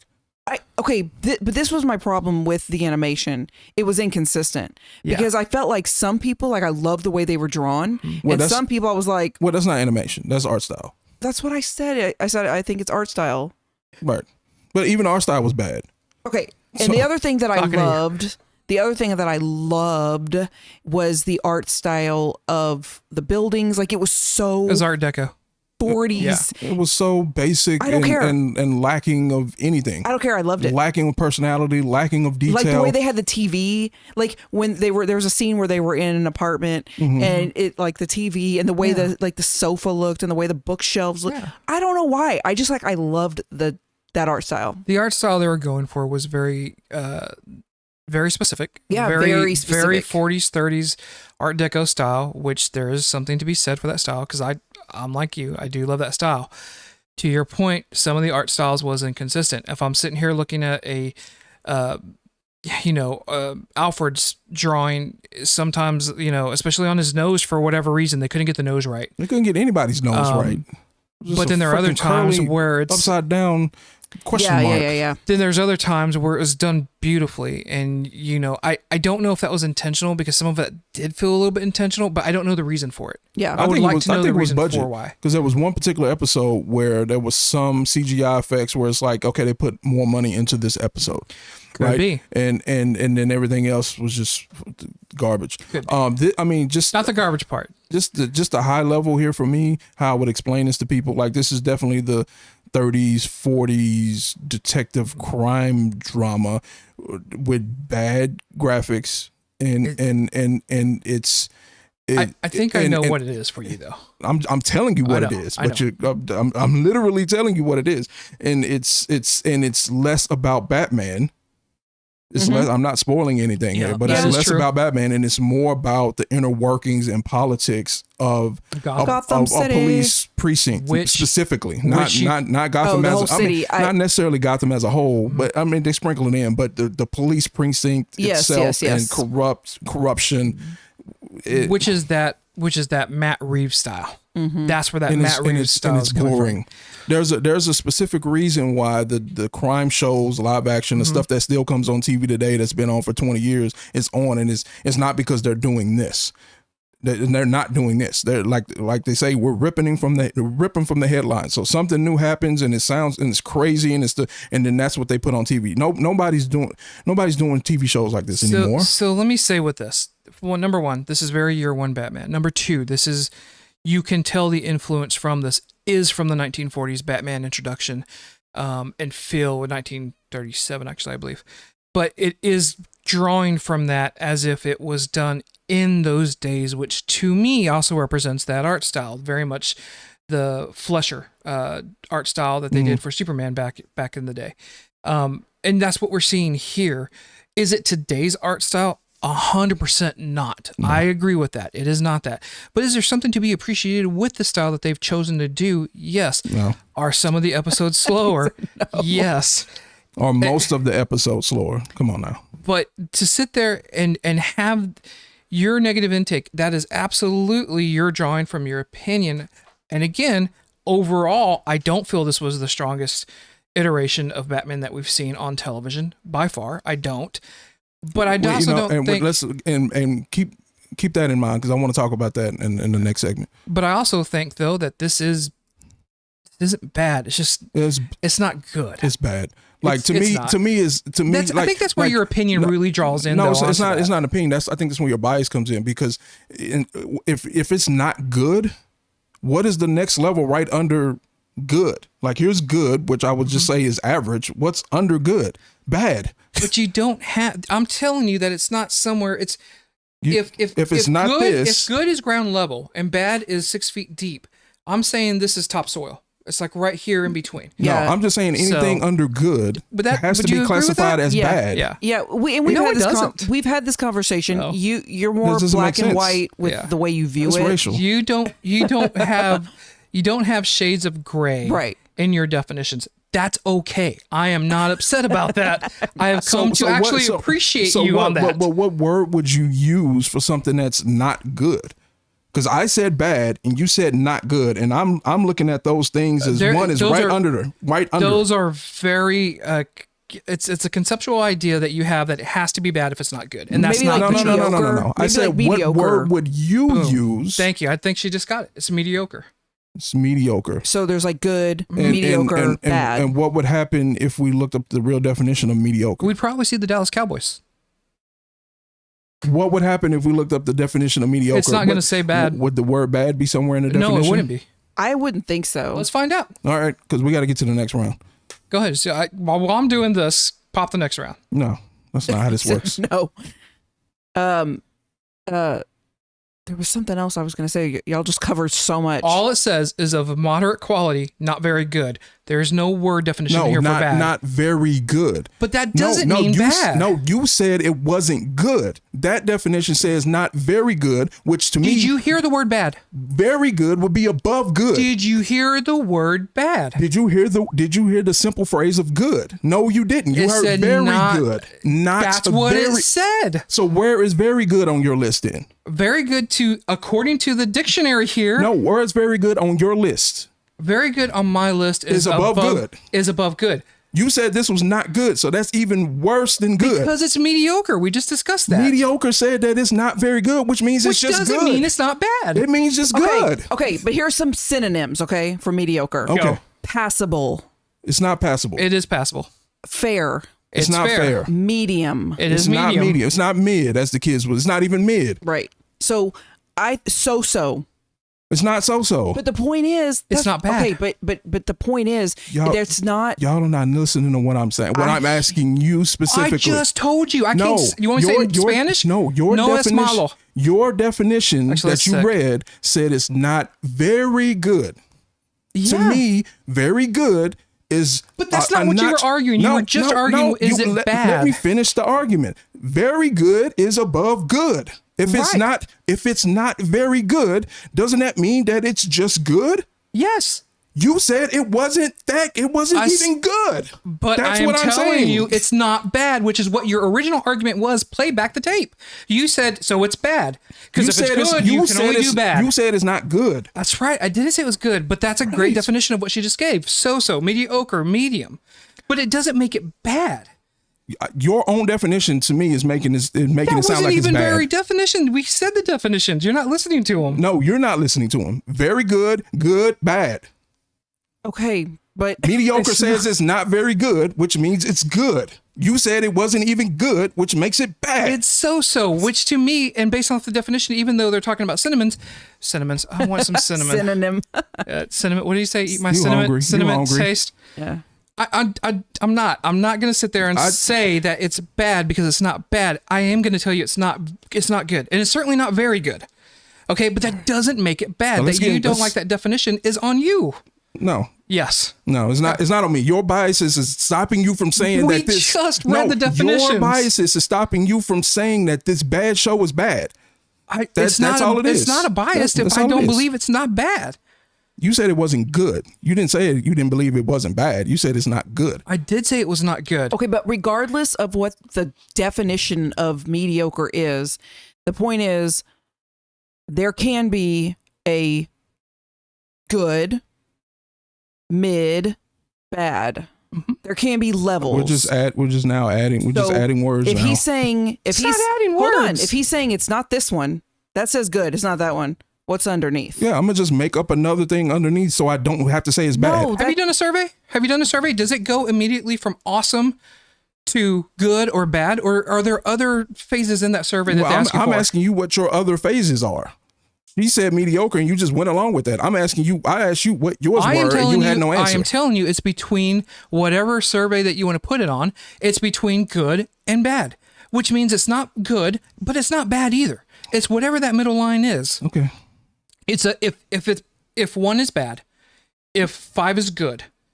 Well, I would consider it a 3. Well, where is worst? Where is trash? Why where does it is- have to be a worse or trash? It's just bad. So what survey have you looked at that bad is the lowest level? I can promise you I've never seen a survey that has said trash, good, awesome, and only those 3. Awful. Awful is worse than bad. Sure, but I'm Okay. telling you, I've never seen trash. You get what I'm saying. I get what you're saying, but do you Awful. understand where we're coming Nope, from? I do not. It does not compute. I'm sorry. That one becomes your opinion. Nope. Sure it does. doesn't. Let's go to the next round. Let's get. Well, it's not the next round, but let's get to the spoilers. I specifically talked about a episode that seemed to have better graphics, and it was the one with the pyromaniac. Okay. And unfortunately, they used all the money, I guess, the budget for that episode for the worst, stupidest looking, dumbest villain ever. Yeah, I would say I hated that episode. The only thing I liked about the episode was and I'm giving it a pass here because it was just so much better than all the other graphics, right? Yeah. The flames and everything. It didn't look good. It was not even X-Men 97 quality stuff, but it was that's not just saying much either, though. but that's my point though. It wasn't even that, but it was just so much better than everything else that was happening in the show as far as graphics. And it was just wasted on to me a dumb villain. But the characters they've chosen. So my thing would be is this. The two episodes I want to talk about are episode 1 and episode 6, I believe it is. Episode 1, having having Penguin be a woman. All the people out there that are throwing those critics out and saying, "Oh my God, why did we change this?" First off, fictional characters, please get over that. I don't care if it's a woman or not. I didn't see any of the backlash. I haven't seen anything about this because it's so bad. But I assumed that it was happening. I assumed that it was happening. And I will sit there and say this. This is a version of Penguin that's much more ruthless. A version of Penguin that's much more ruthless than what we've seen so far. She's pretty ruthless, all right. When you kill your son. Kill your own son. And then you find out it was the wrong son, so now you got to kill the correct son. Yeah. And you tell the last son remaining, "God, you're not my favorite, but I guess you're going to have to be." It's pretty ballsy. Like, I like that part. I also liked the version of Harley Quinn that we got here, which is one not shackled by the Joker being present, at least not yet, right? It's a version of her trying to do her own justice, not that dissimilar from Batman. Crazier, absolutely. But still wanting that justice. So I'm gonna say I didn't necessarily like the Harley Quinn in this one. We didn't really see a lot of Harley Quinn. True. I did like Dr. Quinzel. Yeah. Two different people. Yeah, it is. Not two different people, but you know what I'm saying. Two different things here that I'm talking about. One thing that I didn't get to in the spoiler-free version that I have to say, the voice acting in this was excellent. Excellent voice acting, right? And that's before I even looked up who were doing the voice actors. And then we look it up, it's like, okay, see some names, some known people. However, because of the art style and the graphics and the bad animation, it looked stupid because it was so serious. The tones and things that even the writing to me was really good, way better than X-Men 97. The voice acting and the writing in this way better than X-Men 97. But it looks so stupid coming from these cheap animations and bad art style. It reminded me of the serious parts in the new Monkey movies. What are they called? Planet of the Apes. The graphics are dope. The CG for the monkeys, and then they get into these serious talks and whatever, and it just looks so stupid because it's monkeys. All right, well, don't tell me about the last one. I haven't seen it. I just caught a few at the barbershop. I don't know why they were playing at the barbershop, but they kept playing it at the barbershop, and that's good movies. That's what it reminded me of. How stupid that looked when the monkeys are just talking in these serious and loving. Well, I think it's just weird. A disassociation that you cannot do, and that's not a bad thing because you had to have a standard of, I don't want to say excellence, but a standard that you had done with your previous job and employment of having those movies that are coming through, that you had to do that. It may look dumb. It may look stupid on certain things, but I'm going to sit there and just watch the movie and get lost in it. Now, if it gets so bad that it pulls me out of a movie, then that's different. And if it's pulling you out of that's what it's doing. If it's pulling you out of a movie, then obviously that's not for you because you're not going to have that disassociation. Whereas I've really tried to make it an art. It's not that it's not for me because it's pulling me out. It's not for me because it's bad. But that's the overall product is bad. Again, I don't like bad shows. I don't like bad movies. Your opinions to whoever's opinion it is, it's bad. Don't tell me it's because it pulled you out, so that's why you didn't. No. It was bad that led it to be pulling it out, and then that's why I don't like it because it's bad. Yeah, but that's okay. Is what I'm saying.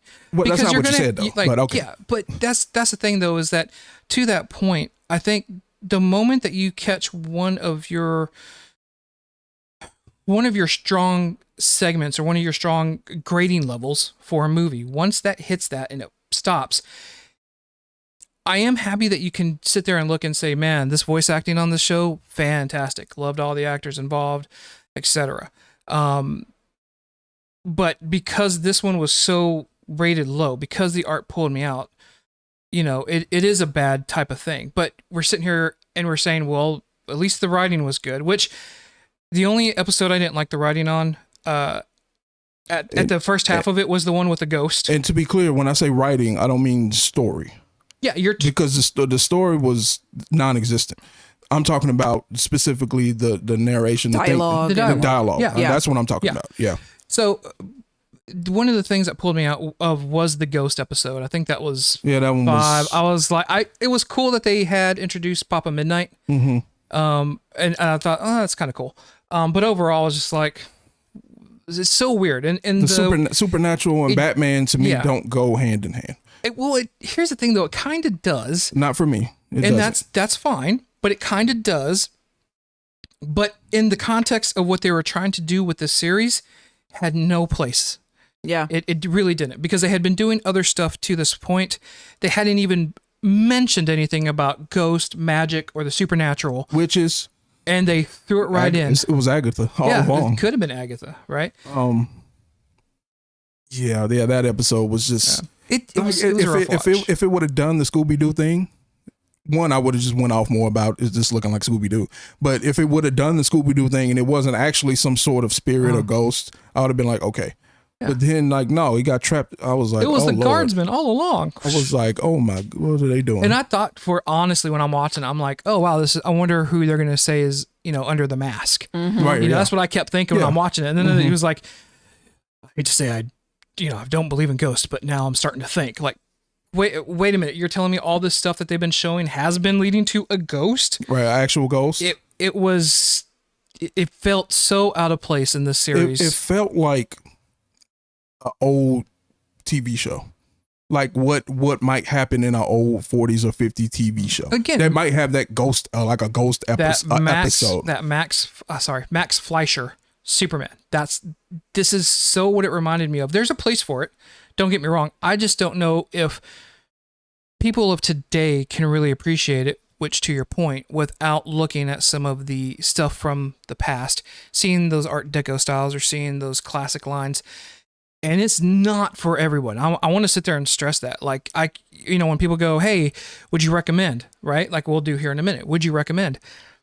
If you're a fan of that time era, and if you're a fan of those comics, yeah, I would recommend it. Anybody else? No. Watch an episode, you tell me if you're involved. Yeah. I cannot sit there and say that this is for everybody. I think this one was kind of confusing to me. This series is a little confusing to me because and you can call me basic. I don't care. Maybe I'm just basic. Okay. All right. Because X-Men, if we just kind of giving some kind of comparison. X-Men 97. There was a lot of X-Men that I liked a lot better, but there was also so much going on that I was getting lost in every episode. Yeah. So I didn't like it. Right.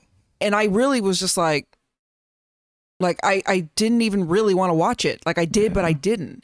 Here, I was just like, okay, that's fine. Let's go to the next one. So it wasn't bad to me, but it just was basic. It was easy to follow. Maybe that's the word that we should use. Now it was cheesy, kind of. Basic. Definitely cheesy on the ghost episode. To me, it was for children, but I still liked, and maybe I liked the basic art. Well, but to Ray's point earlier, I don't really think it was for children. Like just because it's slow and easy to follow, I don't think the story. It just felt cheesy to me. It felt like. But I mean, people's getting murdered and people getting shot. This is definitely a 14+ audience right here. Okay, 14. Easily. Yeah. Okay. Yeah. Yeah. I'm not. Sorry, I don't mean like 6-year-olds. Yeah. It just feels like a younger. I could see that, but they did. Forgive the quote here. They did take the gloves off. There were people dying. There were people getting shot. There were people that were trying to commit suicide. There were people that were blowing themselves up. Like there was a lot of violence in this. Yeah, you're right. I mean, I forgot. Like I was pretty horrified when she just dumped her kid into the water to drown. Yeah. I forgot about that. So yes, there's. I guess I'm maybe more in a general sense. It felt like it was the cheesiness was making me think of kids, but yes, there was some aspects of it that are not appropriate. It's not children. It is by far. And not even close to being a perfect show at all. Like I will sit there and I will admit that, right? I've seen worse stuff. I've seen worse stuff with Batman before. So yeah, let's talk about that because this is what I want to say because there were certain people when we did the X-Men 97 review that came into the comments and they were like, "Yo, what more were you expecting from an X-Men from a cartoon?" right? From a cartoon, and that's where they kind of left it. So my thing to that is, if you want me to just review these things just in that bubble, American made cartoon, and compare it to other American made cartoons only, then my overall take will be all American made cartoons are trash. Right? That's going to be my take, because even an average anime, generally speaking, ends up being better than the Caped Crusader or X-Men 97. Even just an average anime. We're not even talking about the good ones or the top tier ones, right? Just an average anime would be more enjoyable than these shows. So it's just like, if you want to put it in a cartoon category, then that's where it will stay. It will stay in the trash, like, period. I don't even think you have to go outside of the American market to find it. If I look at something like Spider-Man Into the Spider-Verse, I know there's an animated series that can be made and brought from that with the same type of creativity. But they haven't. They haven't in the same type of motion. And forget even that. I'll go back to The Iron Giant as being still in that Disney animated style, 2D animation, where it was absolutely wonderful, and we haven't seen something like that. When we talk about the overall comments in reference to animation across the board, to include anime all the way through American, anime is just a far superior product because they don't treat it like it's made for children. And that becomes the situation, is even on the stuff that we were trying to make for adults, or our generation's grown up is now starting to write and produce these type of things, they're still sitting there thinking well, it's animated, so we got to tone it down to have a kid level. Anime has taught us from a very early age that that's not what you have to do. No. You can make these products for adults. And I'm not talking about just swearing or nudity or violence. I am saying to the adult audience, you can make something market better. To adults. That's right. It's just the American, especially today, where most of your adults that are watching this grew up on this. Yeah. Right. But it's still, unfortunately, it is still a niche market as well. Mm-hmm. It's just not there for the masses. If I go and I see an anime at the theater on one of those nights, that theater is packed. Right? Because all those, but overall, it's just that one theater, and you probably couldn't do 2 screenings because you're not going to have enough people in that area to go and view that. Unfortunately, well, they do. There's multiple screenings, and I hope it gets a broader audience advantage. Again, it's going back to this one. It's not, and I don't think, to your point, I don't think any American animated series is really going to hit that. No, and so, like I said, I don't want to make the blanket statement that it's all trash as far as the series and blah blah blah. But if that's the line you want to make, then okay. Yeah. And I'm not talking to you. I'm talking to whoever made that comment. If that's the line you want to make. My thing is with X-Men 97 specifically, when you put that MCU, Marvel animation or whatever they changed it to on there, now the expectations are even higher because you have more backing it. This has big stuff backing it, but we know they've been shying away. DC has been shying away from their products, as their properties. Warner has been not willing to back it all the way, not go all the way in. Right? They're going to end up finding, like Marvel, the hard way, that they've got to start putting some effort behind this. Right, and so X-Men 97, when they had that Marvel animation on there, I was like, oh, maybe this is going to at least be what if level, and it wasn't that. Right. More about this show.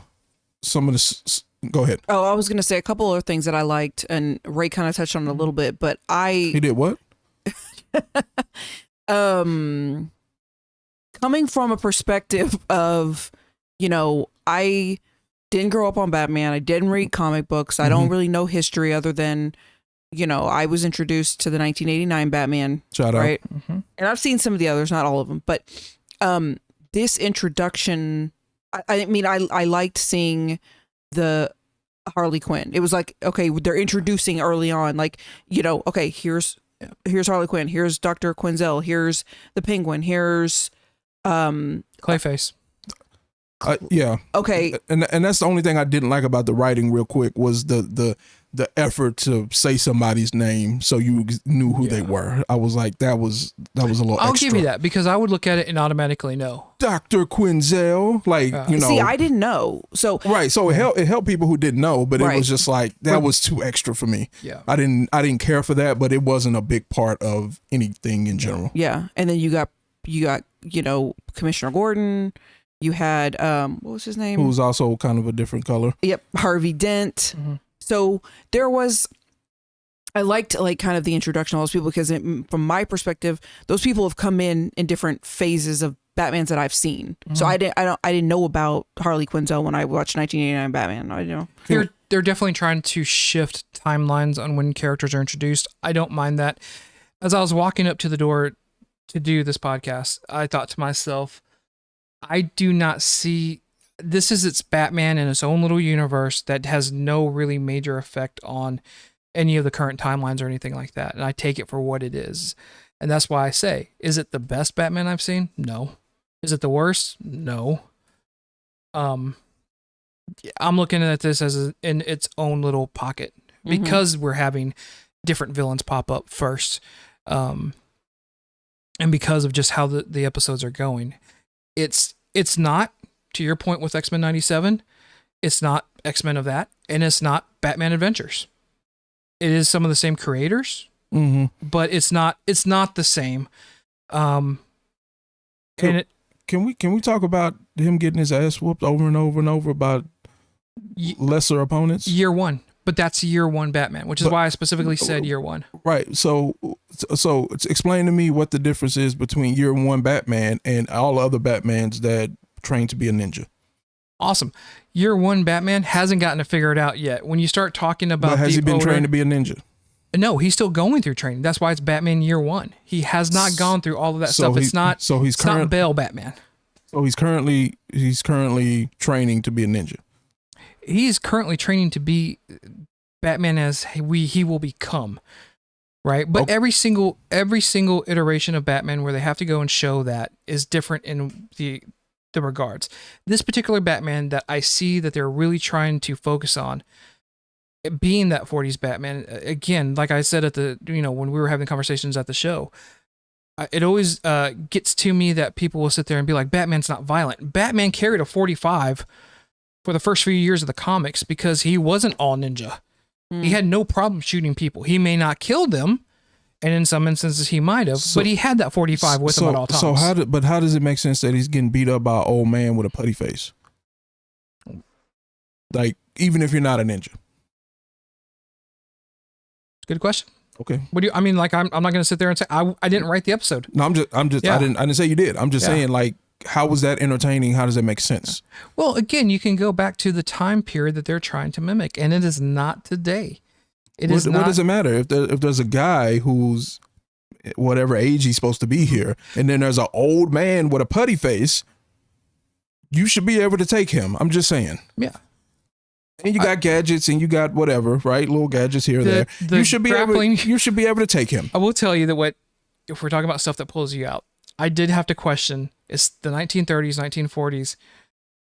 You got a grappling gun that we can't even get to exist today, but somehow you knock this bastard out. Back in the 40s and 30s, you can have that gas-powered grappling gun to save your butt. Like, how does that work with the technology at the time? Well, in real life, they had cars back then that ran on water. So, The other thing, this is little or whatever, but it seemed like a recurring theme, but it seemed like it really stood out in the episode where they were basically trying to get Commissioner Gordon out of town or away from the city or whatever. Like, so they know that obviously somebody's coming after him, and they're just driving along, and here comes a car, and they're like, "Oh, no, they're not. No, I didn't tell anybody."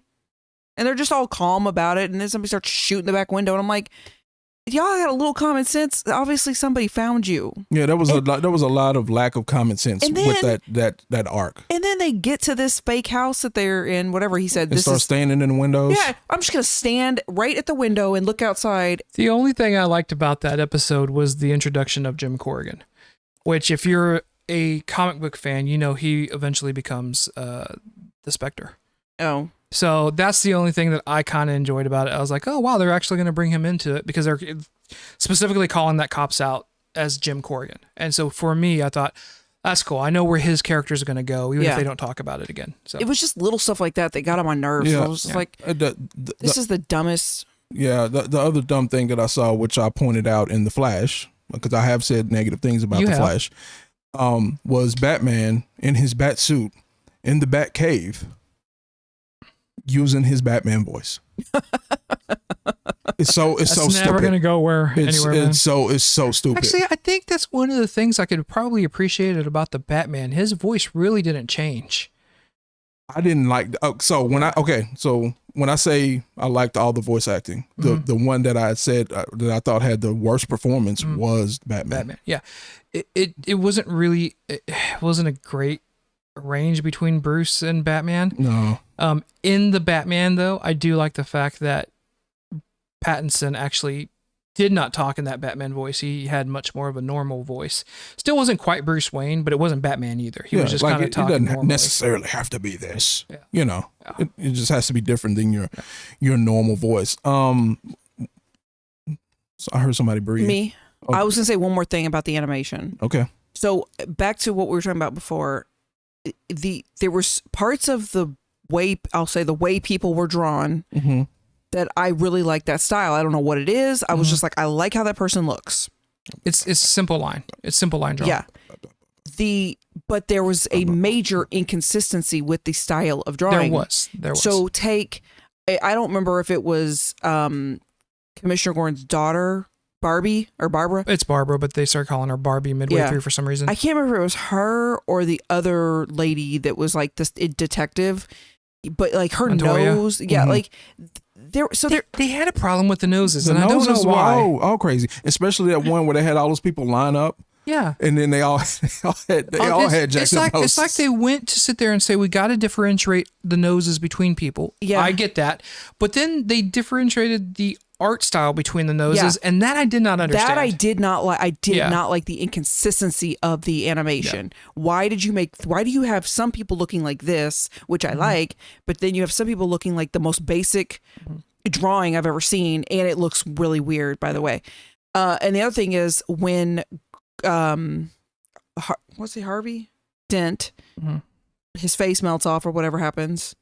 That drawing, now that was like Scooby-Doo to me. The way they drew that side of his face, I was like... Dent has always been a hard person to animate or to draw. Let's not even say animate. To draw, it's always been a hard thing. I have yet to see one of the animated series really do it right.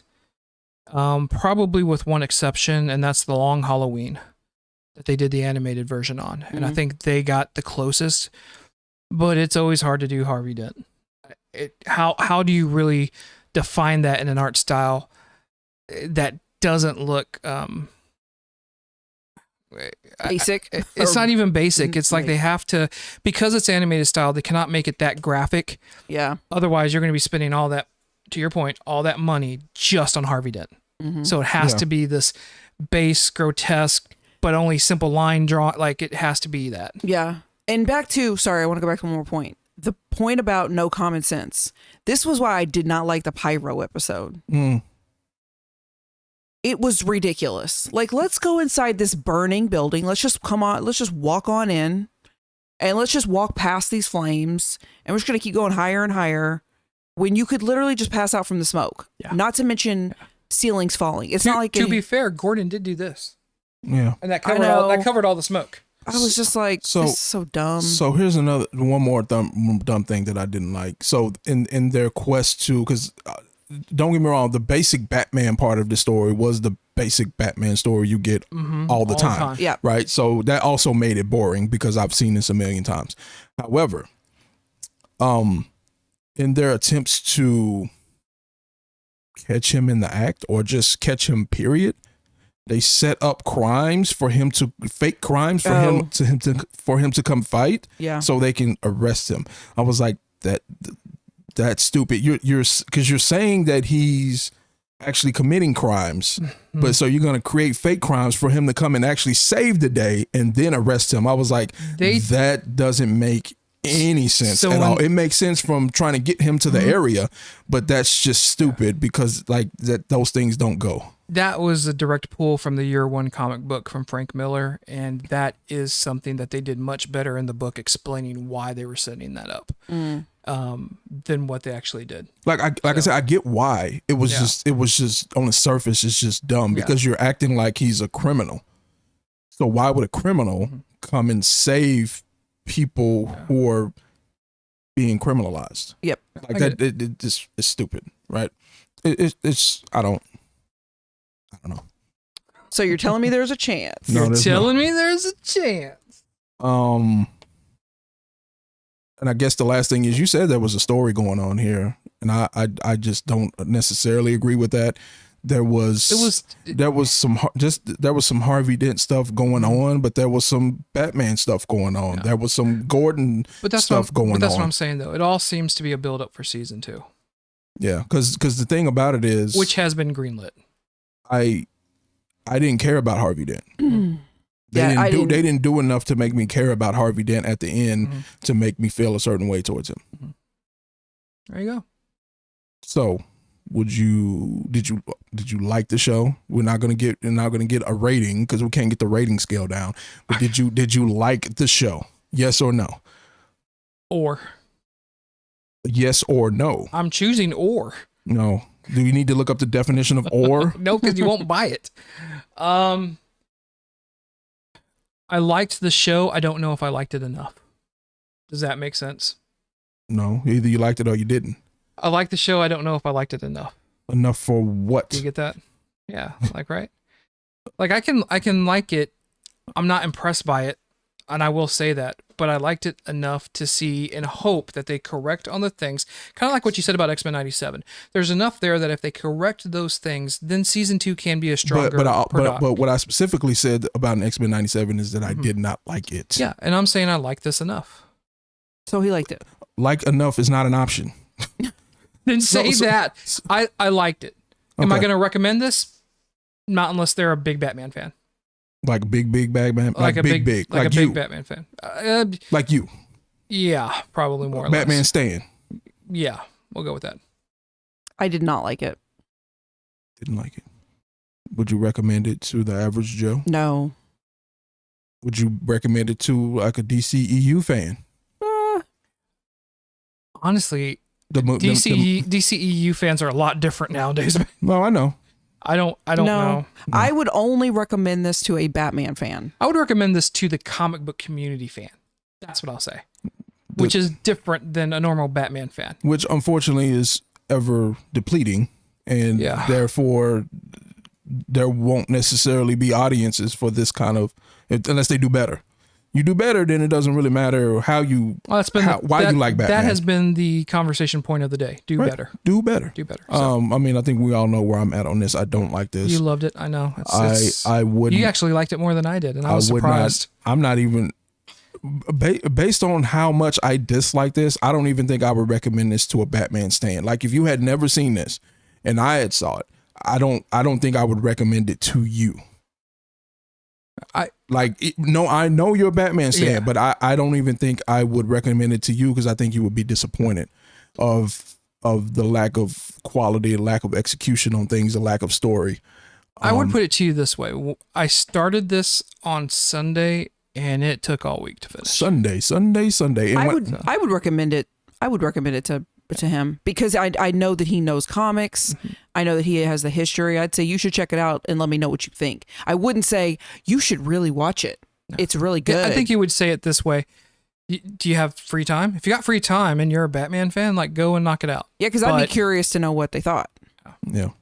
But me being a friend, I wouldn't want to. I wouldn't. You being a friend, if you ever recommended Madam Web to me, I would be coming back and I'd be like, don't ever call this phone again. Why are we talking about Madam Web? I'm just saying. A Batman show that I hated, that I fell asleep on. Like I would never be like, yeah, you should try it.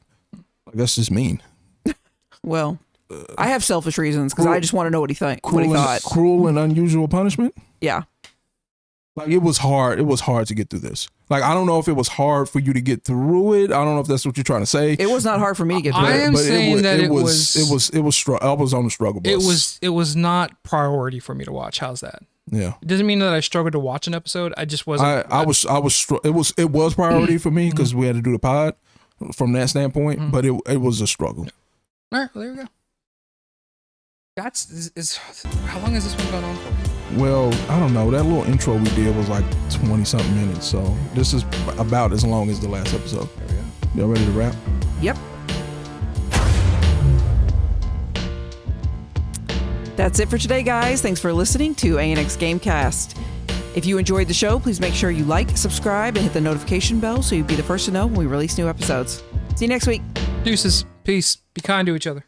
I'm Batman.